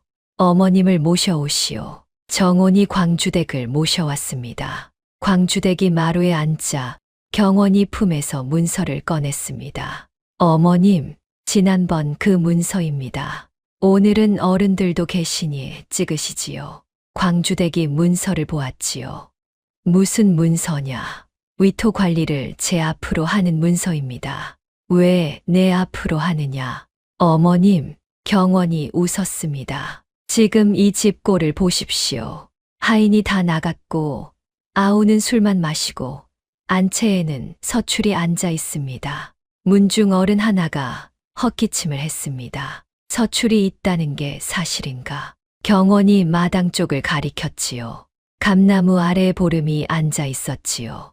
저것입니다. 죽은 기생소생입니다. 정혼의 손이 굳었습니다. 아주버님, 그 아이는 기생소생이 아닙니다. 경원이 정혼을 보았습니다. 웃음이 그대로였지요. 그럼 무엇이오? 말씀해 보시오, 재수씨. 정혼은 대답하지 못했습니다. 대답하려면 초롱이 팔려왔다고 해야 했습니다. 그러면 누가 팔았느냐는 말이 나옵니다. 정혼의 손에는 아직 아무것도 없었지요. 옛 장부 한 권과 놀이개 2개뿐이었습니다. 놀이개는 자매를 증명할 뿐 죄를 증명하지 못합니다. 경원이 그것을 알았습니다. 재수씨, 경원이 아주 부드럽게 말했습니다. 말이 막히면 그냥 계시오. 억지로 하실 것 없소. 정혼의 얼굴이 하얘졌지요. 문중 어른이 물었습니다. 그래서 위토를 어찌하자는 겐가? 어르신, 위토는 조상 제사를 받드는 땅입니다. 경원이 자세를 고쳤습니다. 그 땅에서 나는 소출로 사당을 지키고 제사를 올립니다. 그런데 지금 이 집은 안채에 서출이 앉아 있고 안주인은 절에 다녀왔습니다. 절에 보름 넘게 집을 비웠지요. 문중 어른들이 웅성거렸지요. 어허, 사대부가 며느리가 절에 가서 보름을 있었다고? 정혼이 입을 열었습니다. 어르신, 그것은 재수씨. 경원이 말을 잘랐습니다. 변명은 안 하시는 게 낫소. 어른들 앞이요. 정혼이 입을 다물었지요. 경원이 문서를 광주댁 앞으로 밀었습니다. 어머님, 이건 이 집을 뺏자는 게 아닙니다. 위토만입니다. 30마지기만요. 30마지기가 이 집 전부다. 경원의 목소리가 아주 조금 낮아졌습니다. 문중 위토는 원래 이 집 것이 아닙니다. 문중 것이지요. 이 집이 맡아온 것뿐입니다. 광주댁이 아들을 보았지요. 내 아비가 평생 지킨 땅이다. 그러니 이제 큰아들이 지켜야지요. 광주댁의 손이 떨렸습니다. 도헌이는 아우는 못 지킵니다. 어머님도 아시지 않습니까? 광주댁이 입을 다물었습니다. 그때 도헌이 마당으로 나왔지요. 술 냄새가 났습니다. 옷고름이 풀어져 있었고 망건이 비뚤어져 있었지요. 문중 어른들이 그것을 보았습니다. 경원이 고개를 저었습니다. 보십시오, 어르신. 절에서 제가 나서는 겁니다. 도헌이 마루 앞에 섰지요. 형님, 왜 그러느냐, 아우야. 그 문서, 이거 말이냐? 경원이 문서를 들어 보였습니다. 보겠느냐? 도헌이 손을 뻗었습니다. 경원이 문서를 도로 접었지요. 글을 읽을 수 있겠느냐? 문중 어른들이 웃었습니다.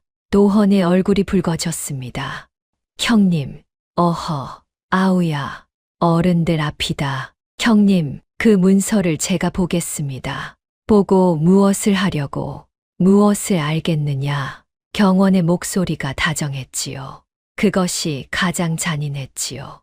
도헌이 그 자리에 못 박혔습니다. 손이 허공에 떠 있었고 아무도 그 손을 잡아주지 않았습니다. 정온이 그것을 보았지요.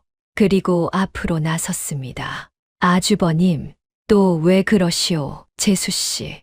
그 문서에 소출이 몇 섬으로 적혀 있습니까? 경원의 손이 아주 잠깐 멈췄습니다. 무슨 소리요? 위토 30마지기 소출 말입니다. 그건 왜 묻소?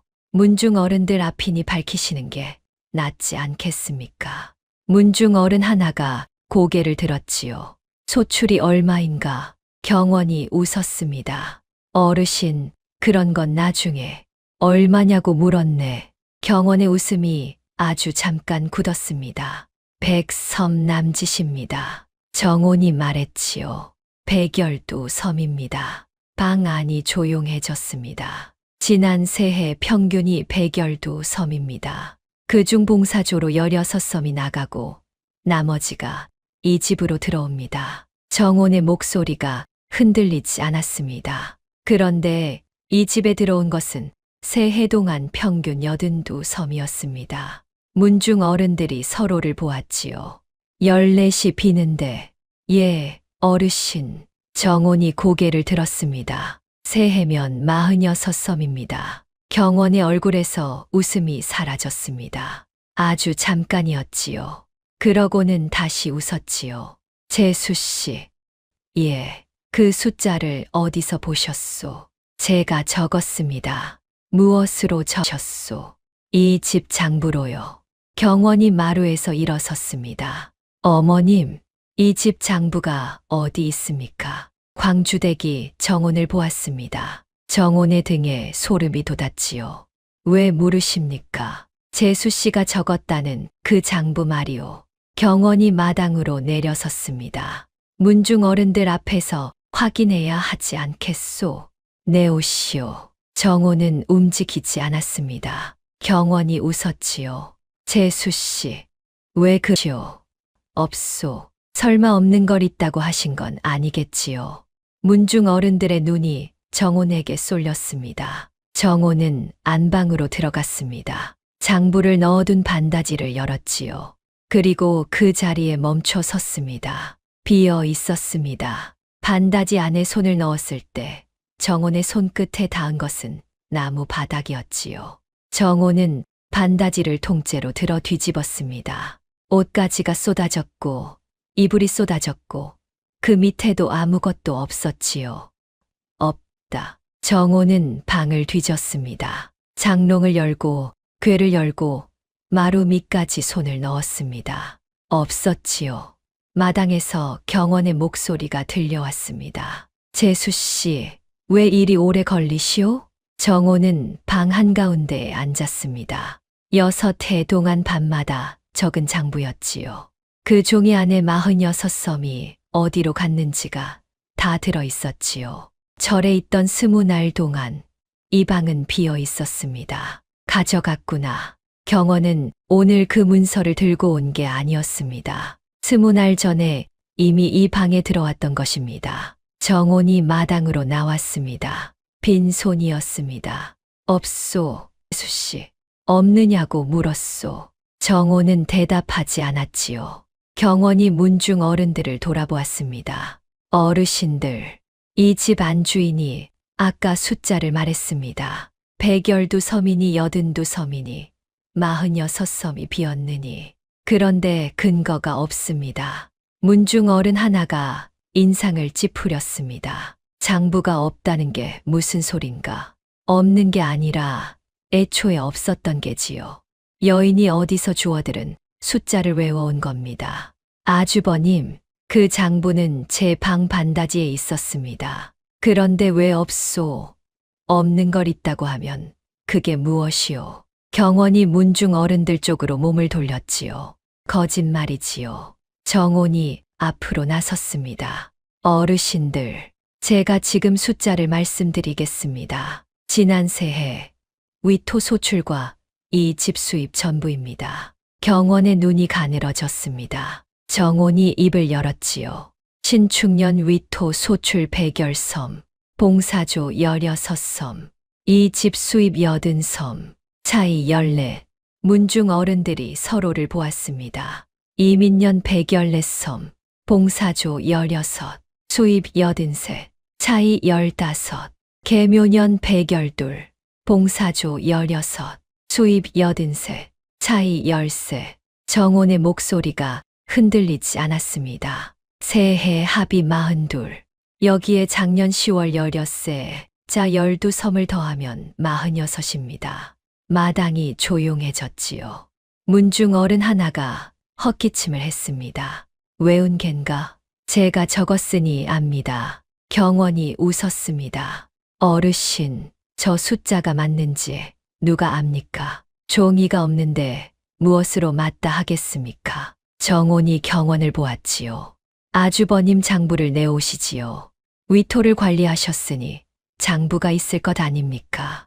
그 장부와 제 숫자를 맞춰보면 됩니다. 경원의 웃음이 멈췄습니다.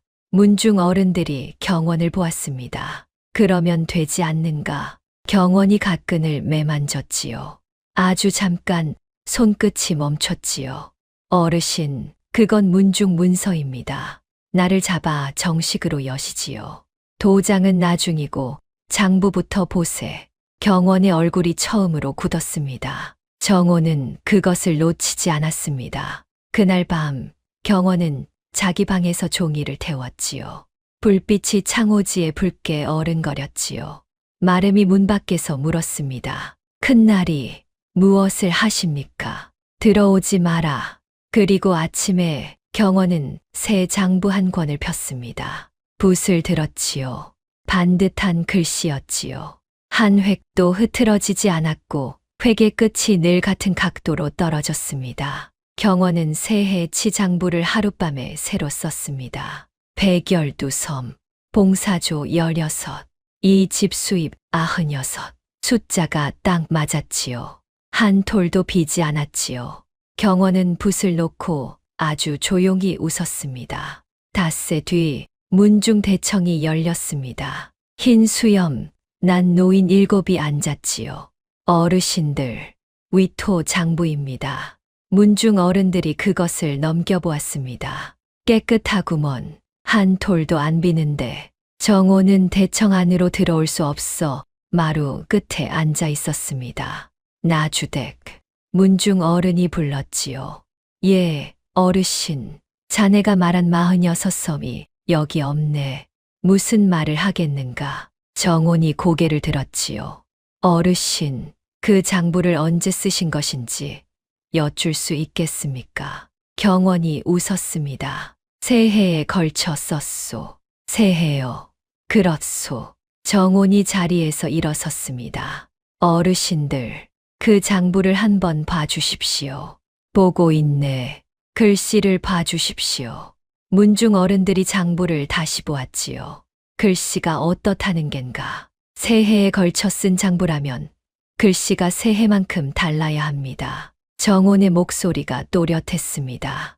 대청이 조용해졌지요. 사람 손은 해마다 늙습니다. 붓도 닳고 먹도 바뀌고 손목 힘도 달라집니다. 새해 전 글씨와 어제 글씨가 같을 수가 없습니다. 정온이 한 걸음 다가섰습니다. 그런데 그 장부는 첫 장과 마지막 장이 똑같습니다. 문중 어른 하나가 장부를 들어 첫 장과 마지막 장을 나란히 놓았습니다. 어허, 같네. 먹색도 같은데. 경원의 얼굴이 굳었지요. 어르신, 제가 손이 반듯했어서. 그래서 새해치 먹색이 같은가. 경원이, 이거 언제 썼는가. 경원이 고개를 숙였습니다. 원본이 낡아 옮겨 적었습니다. 어제요. 대청이 술렁였습니다. 그럼 원본은 어디 있는가? 태웠습니다. 낡으면 태우는가? 문중 문서를 자네 마음대로 태워. 경원이 이 말을 바닥에 붙였지요. 죽을 죄를 지었습니다. 정호는 그것을 보고 있었습니다. 무릎을 꿇고 죽을 죄를 지었다고 말하는 그 사람을. 그런데 정호는 알았습니다. 저 사람은 지금 지고 있는 게 아니라는 것을. 어르신들, 제가 장부를 태운 것은 죄입니다. 벌을 받겠습니다. 다만 한 가지만 여쭙겠습니다. 경원이 정혼 쪽을 보았습니다. 저 사람은 어떻게 제 글씨가 새해에 걸쳐 달라져야 한다는 걸 압니까? 사대부가 며느리가 장부 글씨의 나이를 봅니다. 그런 눈이 어디서 나옵니까? 문중 어른들이 정혼을 보았습니다. 나주댁, 자네 친정이 어디라 했는가? 정호는 대답하지 못했지요. 말해보게, 윤씨 상단입니다. 대청이 조용해졌습니다. 윤씨 상단이면 그 망한 집 말인가? 경원이 고개를 들었습니다.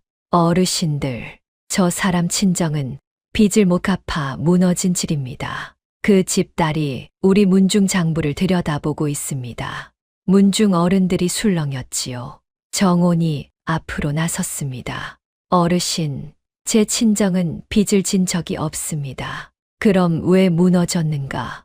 위조된 문서 때문입니다. 경원이 웃었습니다. 증거가 있소. 정온의 손이 굳었지요. 증거가 있느냐고 물었소. 재수씨.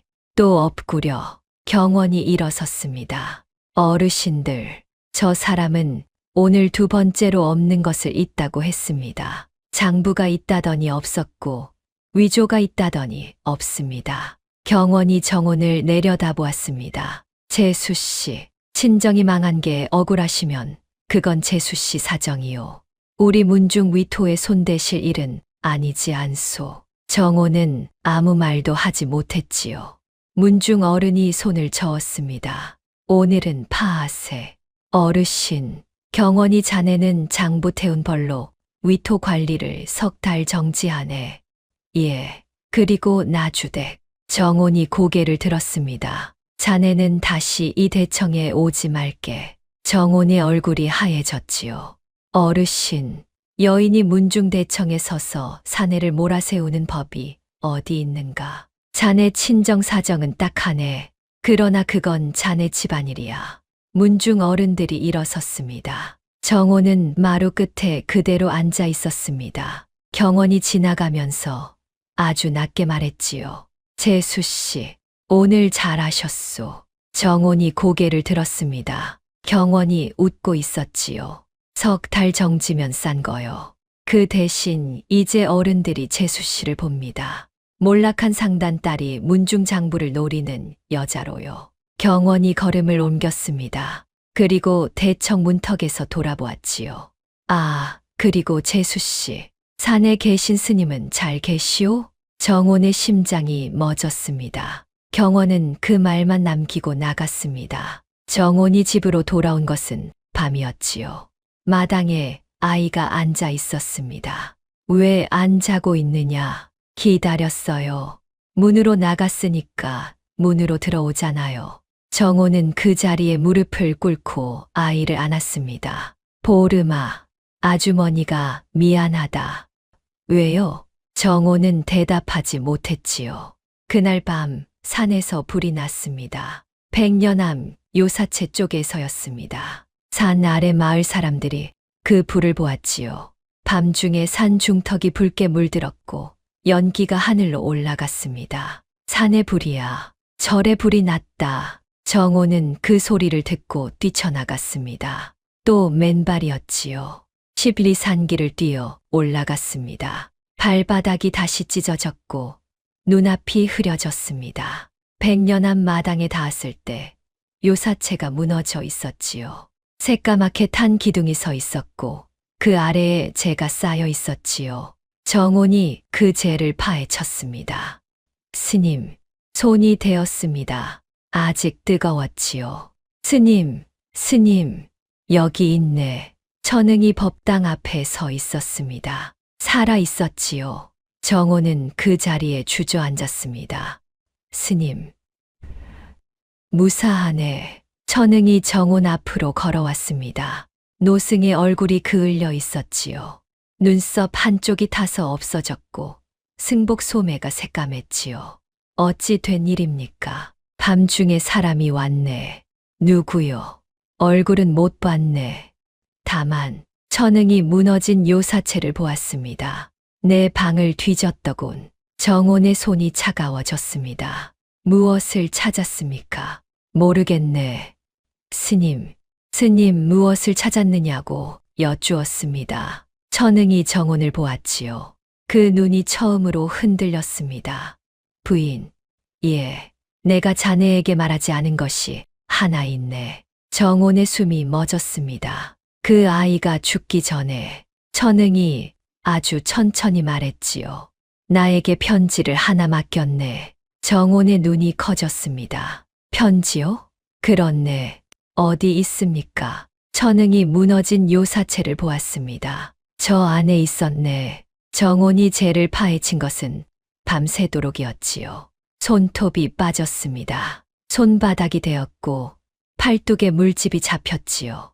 그만하시게. 종이는 불에 제일 먼저 가네. 천응이 뒤에 서 있었습니다. 스님, 그 편지에 무엇이 적혀 있었습니까? 읽지 않았네. 그 아이가 봉에서 주었네. 언니를 찾거든 전해달라고. 정혼의 어깨가 무너졌습니다. 1년 동안 언니가 산 아래에 있었는데요. 천응이 눈을 감았지요. 그 아이는 자기 언니가 시집간 집 이름을 몰랐네. 나도 몰랐지. 정혼이 제 위에 이 말을 대었습니다. 초롱아, 담 하나였습니다. 6해 동안 그 담 하나를 사이에 두고 자매가 살았지요. 하나는 안채에서 이불을 뒤집었었고 하나는 별채에서 언니를 찾았지요. 스님, 그 애는 왜 저를 못 알아봤습니까? 천응이 오래 말이 없었습니다. 못 알아본 게 아닐 걸세. 그 아이는 자네보다 한 해 먼저 그 집에 있었네. 새 안주인이 들어온다는 소리를 들었겠지. 정혼의 손이 떨렸습니다. 알았다는 말씀입니까? 모르겠네. 다만 이것은 아네. 천응이 정혼을 보았지요. 그 아이가 6해 동안 별채 밖으로 나오지 않았다면 그건 몸이 갇혀서가 아닐 수도 있네. 정혼은 그 말을 이해했습니다.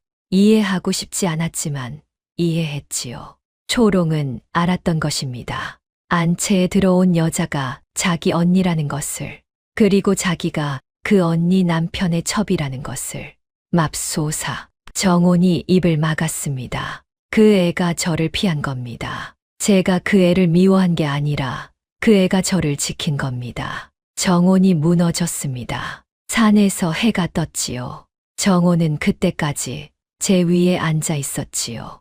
천응이 정혼 옆에 앉았습니다. 부인, 내가 6해 전에 무슨 말을 했는지 기억하는가? 정혼이 고개를 저었습니다. 보름 전일세, 자네가 이 마당에 처음 왔던 날. 정혼이 눈을 감았지요. 기억이 났습니다. 핏줄은 문서에 적히는 것이 아니라 거두는 손에 적히는 법이니라. 그 말씀이 무슨 뜻이었습니까? 천응이 무너진 요사체를 보았습니다. 그때는 자네를 두고 한 말이 아니었네. 7해 전에 그 아이를 산 아래로 보내면서 내가 나에게 한 말일세. 나는 그 아이를 문서 때문에 보냈네. 종이 한 장 때문에. 노승의 목소리가 흔들렸지요. 내가 그 아이를 거두었더라면 그 아이는 내 핏줄이 되었을 걸세. 문서가 뭐라 하든 나는 그걸 7해 뒤에 알았네. 천응이 정혼을 보았습니다. 부인, 자네는 7해가 걸리지 말게. 정혼의 눈에서 물이 떨어졌습니다. 저는 이제 아무것도 없습니다. 장부도 없고 편지도 없고 증인도 없습니다. 놀이개 2개가 있지만 그건 우리가 자매라는 것만 말합니다. 정혼이 손을 폈지요. 새까만 제가 손바닥에 묻어 있었지요. 그 자를 잡을 것이 하나도 없습니다. 천응이 오래 정혼을 보았습니다. 부인, 자네 친정 장부는 어디 있는가? 정혼의 손이 멈췄습니다. 제 저고리 안에 있습니다. 그럼 있지 않은가? 스님, 그건 친정 장부입니다. 이 집 위토와는 상관이. 부인, 천응이 정혼을 보았지요. 그 장부 마지막 장에 무엇이 있다 했는가? 정혼의 숨이 멎었습니다. 그 자의 글씨가 있습니다. 12해 전 글씨지. 그리고 어제 문중대청에 무엇이 있었는가? 정혼의 눈이 커졌습니다. 그 자의 글씨가 있습니다. 어제 쓴 것입니다. 천응이 고개를 끄덕였지요. 12해가 벌어졌군. 정혼이 자리에서 일어섰습니다. 스님, 12해면 글씨가 늙습니다. 그렇지. 그런데 그 자의 글씨는 정혼의 얼굴이 하얘졌습니다. 안 늙었습니다. 정혼이 저고리 안섭해서 옛장부를 꺼냈지요. 떨리는 손으로 마지막 장을 폈지요. 거기 글씨가 있었습니다. 반듯하고 한 획도 흐트러지지 않고 획의 끝이 늘 같은 각도로 떨어지는 12해 전 글씨였습니다. 그리고 어제 대청에서 본 글씨와 똑같았습니다. 스님, 정혼의 손이 떨렸습니다. 이건 재주가 아닙니다. 이건 병입니다. 천응이 고개를 끄덕였지요. 사람 손은 늙는데 저 손은 12해 동안 한 번도 안 늙었습니다. 왜냐하면 정혼이 고개를 들었습니다. 저건 자기 글씨가 아니기 때문입니다. 남의 글씨를 흉내내는 손이라 늙지를 못한 겁니다. 천응이 일어섰습니다. 부인, 그것을 문중대청에서 말할 수 있겠는가? 저는 대청에 오지 말라 했습니다. 여인은 못 들어갑니다. 그렇지. 정혼이 고개를 숙였지요. 그럼 누가 말합니까? 천응이 산 아래를 내려다보았습니다. 그 집에 사내가 하나 있지 않은가? 정혼이 고개를 들었습니다. 정혼이 산을 내려온 것은 그날 낮이었지요. 집에 들어서니 도헌이 마루에 앉아 있었지요. 술병이 옆에 있었습니다. 정혼이 그 술병을 들어 마당에 던졌습니다. 병이 깨졌지요. 정혼이 마루에 앉았습니다. 손이 되어 있었고 손톱이 빠져 있었고 저고리가 재투성이었습니다. 부인, 그 손이 왜 그러소? 절이 탔습니다. 무엇라고? 초롱이가 남긴 편지가 그 안에 있었습니다. 도헌의 얼굴이 하얘졌지요. 누구겠습니까? 도헌이 마루를 짚었습니다. 형님이, 서방님, 정혼이 남편을 보았습니다. 그 사람은 지금 사람을 죽이려 했습니다. 68 노인이 자다가 탈 뻔했습니다. 도헌의 손이 떨리기 시작했지요. 서방님, 이제 무서우십니까? 도헌이 고개를 들었습니다. 7해 동안 무서우셨지요. 형님이, 그런데 지금은 무엇이 무섭습니까? 정혼이 도헌 앞으로 몸을 기울였습니다. 형님이 무섭습니까? 아니면 형님이 다음에 무엇을 태울지가 무섭습니까? 도헌의 얼굴이 무너졌지요.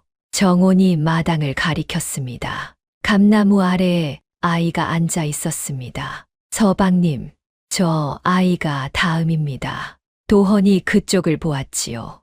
저 아이가 살아있는 한 그 사람은 이 집 위토를 못 가집니다. 서출이 있는 집이라 문중이 안 막힌다고 그 사람 입으로 말했으니까요. 정혼의 목소리가 낮았습니다. 그러면 그 사람은 어떻게 하겠습니까? 도헌의 숨이 가빠졌습니다. 부인, 말씀해 보십시오. 어떻게 하겠습니까? 도헌이 두 손으로 얼굴을 감쌌지요. 없앨 것이요. 예, 저 아이를 없앨 것이요. 정혼이 일어섰지요. 서방님, 도헌이 고개를 들었습니다. 문중 대청에 여인은 못 들어갑니다. 그런데 서방님은 들어갑니다. 도헌의 눈이 흔들렸습니다. 부인, 나는 글도 제대로 못 읽소. 압니다.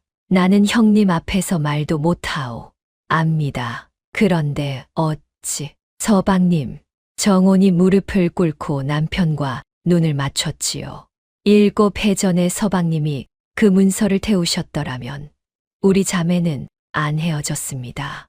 도헌의 얼굴이 일그러졌지요. 지금 그 빚을 갚으실 수 있습니다.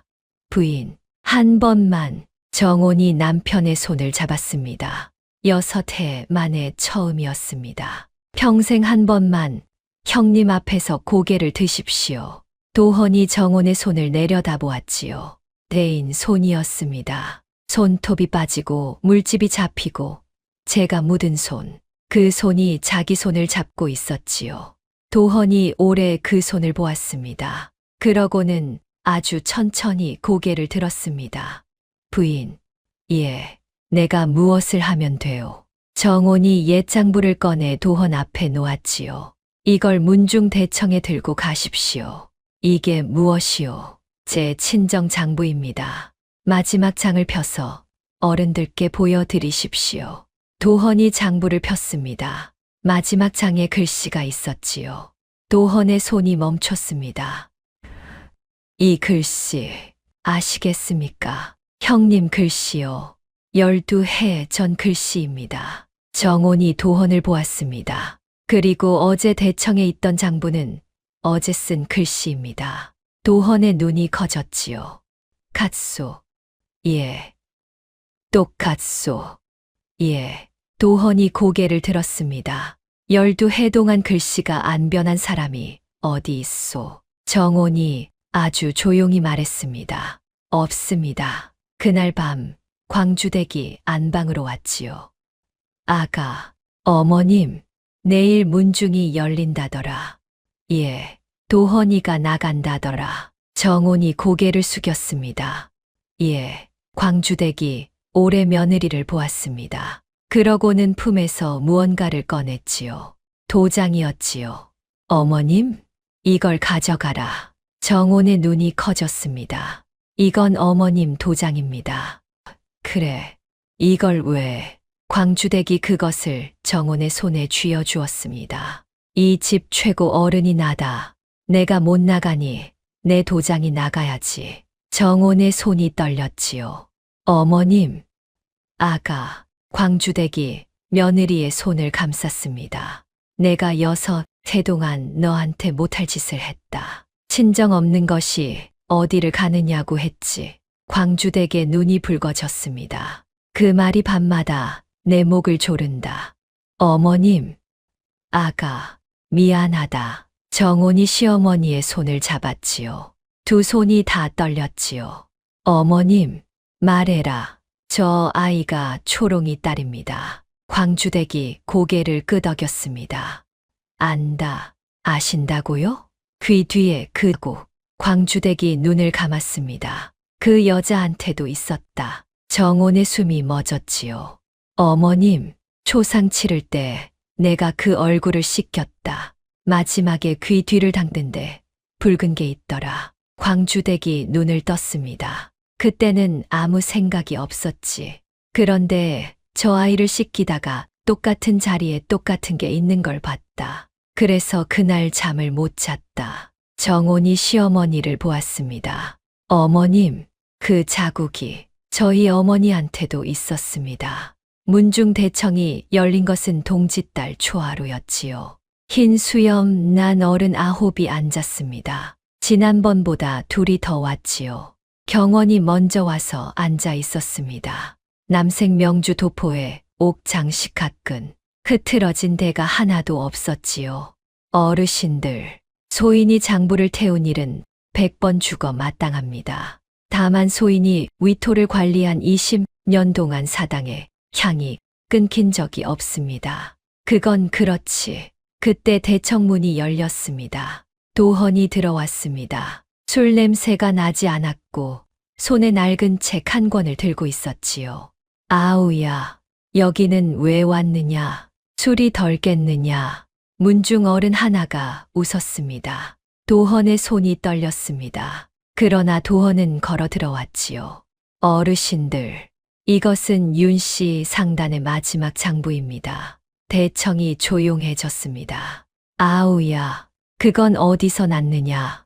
그래서 무엇을 하려고? 도헌이 그 웃음을 정면으로 보았습니다. 평생 처음이었지요. 형님, 저는 오늘 형님 얼굴을 보고 말하겠습니다. 경원의 웃음이 멈췄습니다.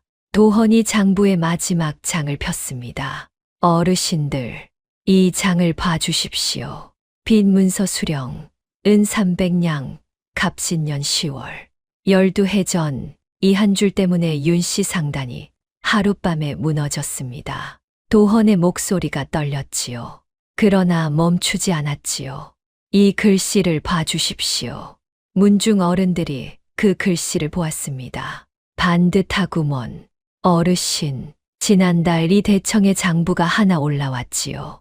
그것을 옆에 놓아주십시오. 경원이 일어섰습니다. 어르신들, 저건 태웠습니다. 태운 건 원본이고 자네가 옮겨 적은 건 여기 있네. 문중 어른 하나가 궤에서 장부를 꺼냈지요. 두 권이 나란히 놓였지요. 12해 전 것과 한 달 전 것이. 문중 어른들이 두 장부에 얼굴을 붙였습니다. 어허, 획이 같아.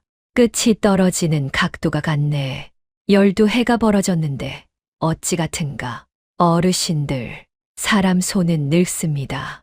도헌의 목소리가 대청에 울렸습니다. 12해면 붓이 10번은 바뀝니다. 손목 힘이 빠지고 눈이 어두워지고 획이 흔들립니다. 그런데 저 손은 12해 동안 한 번도 안 늙었습니다. 어르신, 저건 제가 손이 반듯했어서. 형님, 손이 반듯한 사람은 자기 글씨를 씁니다. 남의 글씨를 흉내내는 사람이 늙지를 못하는 겁니다. 경원의 손이 떨리기 시작했지요. 12해 전, 이 손이 윤씨 상단의 장부에 없는 빚을 적었습니다. 그 상단이 무너지고 그 집 딸 둘이 흩어졌습니다. 도헌의 목소리가 갈라졌습니다. 큰딸은 제 처가 되었고 작은 딸은 제 첩이 되었습니다. 대청이 뒤집혔습니다. 무엇라고? 자매를 한 집에. 도헌이 이 말을 바닥에 붙였지요. 소인이 죽을 죄를 지었습니다. 소인은 그것을 알고도 7해를 눈 감았습니다. 아우야, 증거가 있느냐? 제 첩이 처의 동생이라니. 그런 소리를 누가 믿습니까? 도헌이 품에서 놀이개 2개를 꺼냈습니다. 낡고 색이 바래고 쪽빛 술이 반쯤 다른 놀이개가 아닌가. 2개입니다. 매듭이 같고 술 길이가 같고 옥 조각이 빠진 자리가 같습니다. 하나는 제 처가 8살에 어미에게 받은 것이고 하나는 제 딸 목에 걸려 있던 것입니다. 경원의 얼굴에서 처음으로 핏기가 가셨습니다. 놀이개가 무슨 증거입니까? 장에 가면 널린 게 놀이개입니다. 문중 어른이 그 놀이개를 뒤집어 보았습니다. 그러고는 손이 멈췄지요. 경원이, 이 매듭이 무슨 매듭인 줄 아는가? 나주 윤씨 집안 매듭일세. 경원의 눈이 커졌습니다. 내가 젊어서 윤씨 어른과 거래를 했네. 그 집 안주인이 딸들한테 이런 걸 해줬다고 자랑을 했지. 나는 그 이야기를 들은 사람일세. 그때 대청 밖에서 소리가 났습니다. 어르신들, 곡물 거간꾼이 마당에 서 있었지요. 20년 하던 자리를 하룻밤에 뺐던 그 사람이었지요. 소인은 장터 거간이었습니다. 12해 전 윤씨 상단에 빈 문서를 나른 것이 소인입니다. 그 문서를 소인이 손에 쥐었을 때 먹이 안 말라 있었습니다. 경원의 얼굴이 하얘졌습니다. 무엇라고? 3년 묵은 문서라 했는데 소인 손에 먹이 묻었습니다. 그날 아침에 쓴 것이었습니다. 누가 그 문서를 주었는가? 거간꾼이 손을 들어 경원을 가리켰습니다. 저분입니다. 거짓말이오. 소인은 그날 저분 사랑해서 그 문서를 받았습니다. 저분이 소인에게 단량을 주셨습니다. 이자가 돈을 받고 지금 큰 날이 사흘 전에 제 자리를 뺀 게 누굽니까? 날이 사람들이 밤중에 제 집에 와서 애들 보는 앞에서 제 밥그릇을 엎었습니다. 거간꾼의 눈이 붉었지요. 저는 20년을 참았습니다. 그런데 애들 앞에서 그러면 안 되는 거였습니다. 경원이 웃으려 했습니다. 그런데 웃음이 안 나왔지요. 그때 마름이 마당으로 들어와 무릎을 꿇었습니다. 소인도 아래입니다. 열흘 전 밤에 큰나리께서 소인에게 백년암에 다녀오라 하셨습니다. 노스님 방을 뒤져 종이를 가져오라. 못 찾으면 태우라 하셨습니다. 문중 어른이 벌떡 일어섰습니다. 사람이 자는 절에 불을 놨다고? 어르신, 소인은 사람이 없는 줄 알았습니다. 그런데 소인은 못하겠습니다. 소인도 어미가 절에 다닙니다. 대청이 아수라장이 되었지요. 어르신들, 저건 다 저 사람들이 짜고. 경원이 문중 최고 어른이 소리쳤습니다. 12해 전 그 문서를 자네가 썼는가? 경원의 얼굴이 하얘졌습니다. 대청 9 어른이 그를 보고 있었지요. 마당에는 거간꾼과 마름이 무릎을 꿇고 있었지요. 그리고 대청 문턱에 정온이 서 있었습니다. 재수 씨, 정온은 아무 말도 하지 않았습니다. 다만 손에 도장 하나를 들고 있었지요. 광주댁의 도장이었습니다. 어르신들, 여인이라 들어가지 못합니다. 여기서 아래입니다. 정온이 도장을 들어 보였습니다. 이 집 최고 어른의 도장입니다. 어머님께서 위토 관리를 큰아드님께 넘기지 않겠다 하십니다. 어머님이 어디 계시오? 어머님을 모셔오시오. 여기 있다. 광주대기 구분 등으로 지팡이를 짚고 마당을 가로질러 걸어오고 있었지요. 어머님, 이 사람들이 지금 저를 경원아, 내가 36해를 너를 키웠구나. 그런데 나는 너를 하루도 모르고 살았다. 광주댁의 목소리가 떨렸습니다.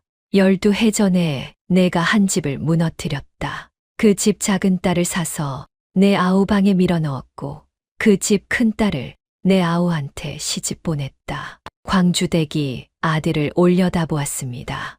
왜 하필 그 집딸이었느냐? 경원의 입술이 떨렸지요.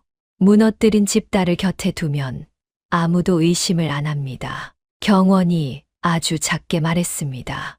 대청이 조용해졌지요. 정온이 문턱에서 그 말을 들었습니다. 6해 동안 아주버님이라 부르고 밥상을 차리고 절을 했습니다. 그것을 곁에 둔 이유가 의심받지 않기 위해서였지요. 정온의 다리가 풀렸습니다. 그러나 정온은 서 있었습니다. 광주댁이 지팡이를 들어 큰아들을 내리쳤지요. 이 짐승 같은 놈아, 경원이 무릎을 꿇었지요. 내가 너를 낳아서 저 아이 아비를 죽였고 저 아이 동생을 죽였다. 문중 어른들이 광주댁을 붙들었습니다. 아가, 내가 미안하다. 정온의 눈에서 물이 떨어졌습니다. 문중 최고 어른이 일어섰지요. 방경원, 자네를 관아에 넘기겠네.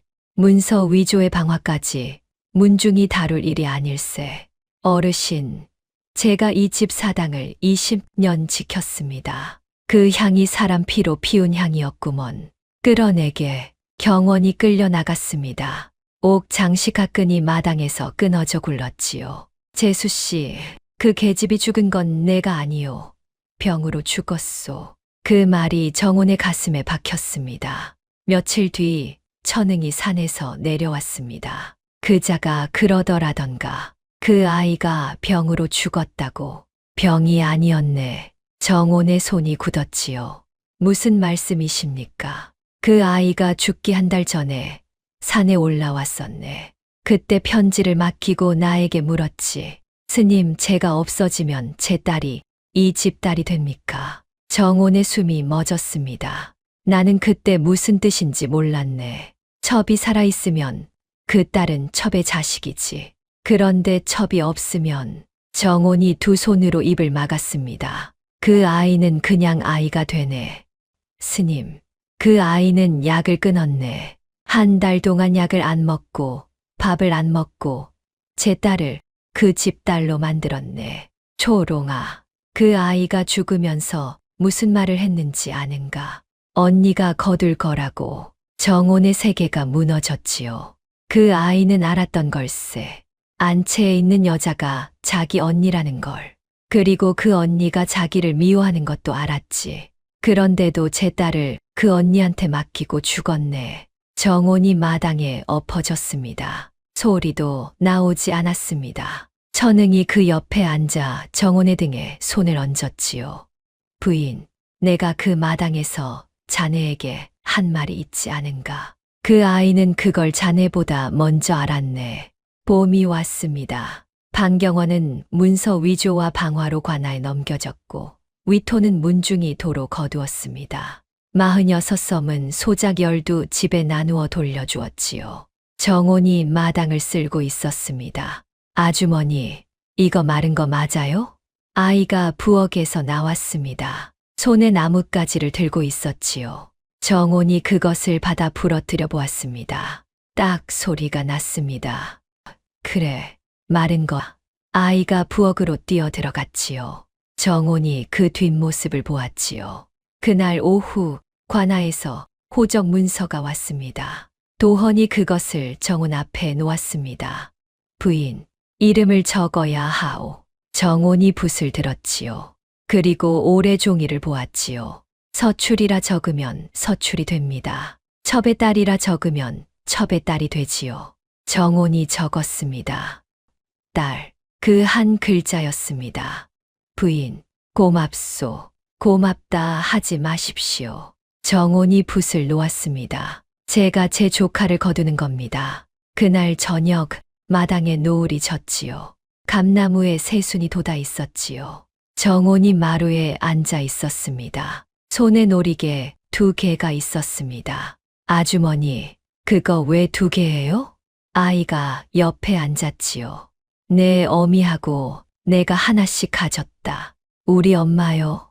왜요? 정혼이 아이의 머리를 쓸었습니다. 우리가 자매였으니까. 아이가 오래 정혼을 보았습니다. 5살 아이가 그 말을 다 알아들었을 리 없었지요. 그런데 아이가 물었습니다. 그럼 아주머니가 엄마 언니예요? 정혼의 눈에 물이 고였습니다. 그래. 아이가 손을 뻗어 정혼의 저고리 소매를 잡았지요. 아주 작은 손이었지요. 그러고는 아이가 말했습니다. 어머니, 정혼이 아이를 보았습니다. 어머니, 맞아요? 정혼이 아이를 끌어안았지요. 첫설이 내리던 아침, 이 마당에서 정혼은 이 아이를 지나쳤습니다. 인사를 받고도 대답하지 않았고, 뒤를 돌아보지 않고 대문을 나갔지요. 그 대문으로 정혼은 돌아왔습니다. 그리고 지금 그 아이가 정혼의 소매를 잡고 있었습니다. 그래, 정혼이 말했지요. 어머니다. 노을이 마당에 가득했습니다. 감나무 그림자가 길게 누웠고 부엌에서 밥 짓는 냄새가 났고 광주댁이 방문을 열고 그 모습을 내다보았습니다. 늙은 어미가 조용히 문을 닫았지요. 여러분, 핏줄이란 무엇일까요? 종이에 적힌 이름일까요? 핏줄은 문서에 적히는 것이 아니라 거두는 손에 적히는 법입니다. 미워한 세월이 6해라도 거두는 데는 하루면 충분하지요. 다음 영상을 빠르게 만나보시려면 좋아요와 구독을 눌러주세요. 지금 화면에 나오는 더 재미있는 영상들도 함께 해주세요. 그럼 모두 행복한 하루 보내세요. 감사합니다.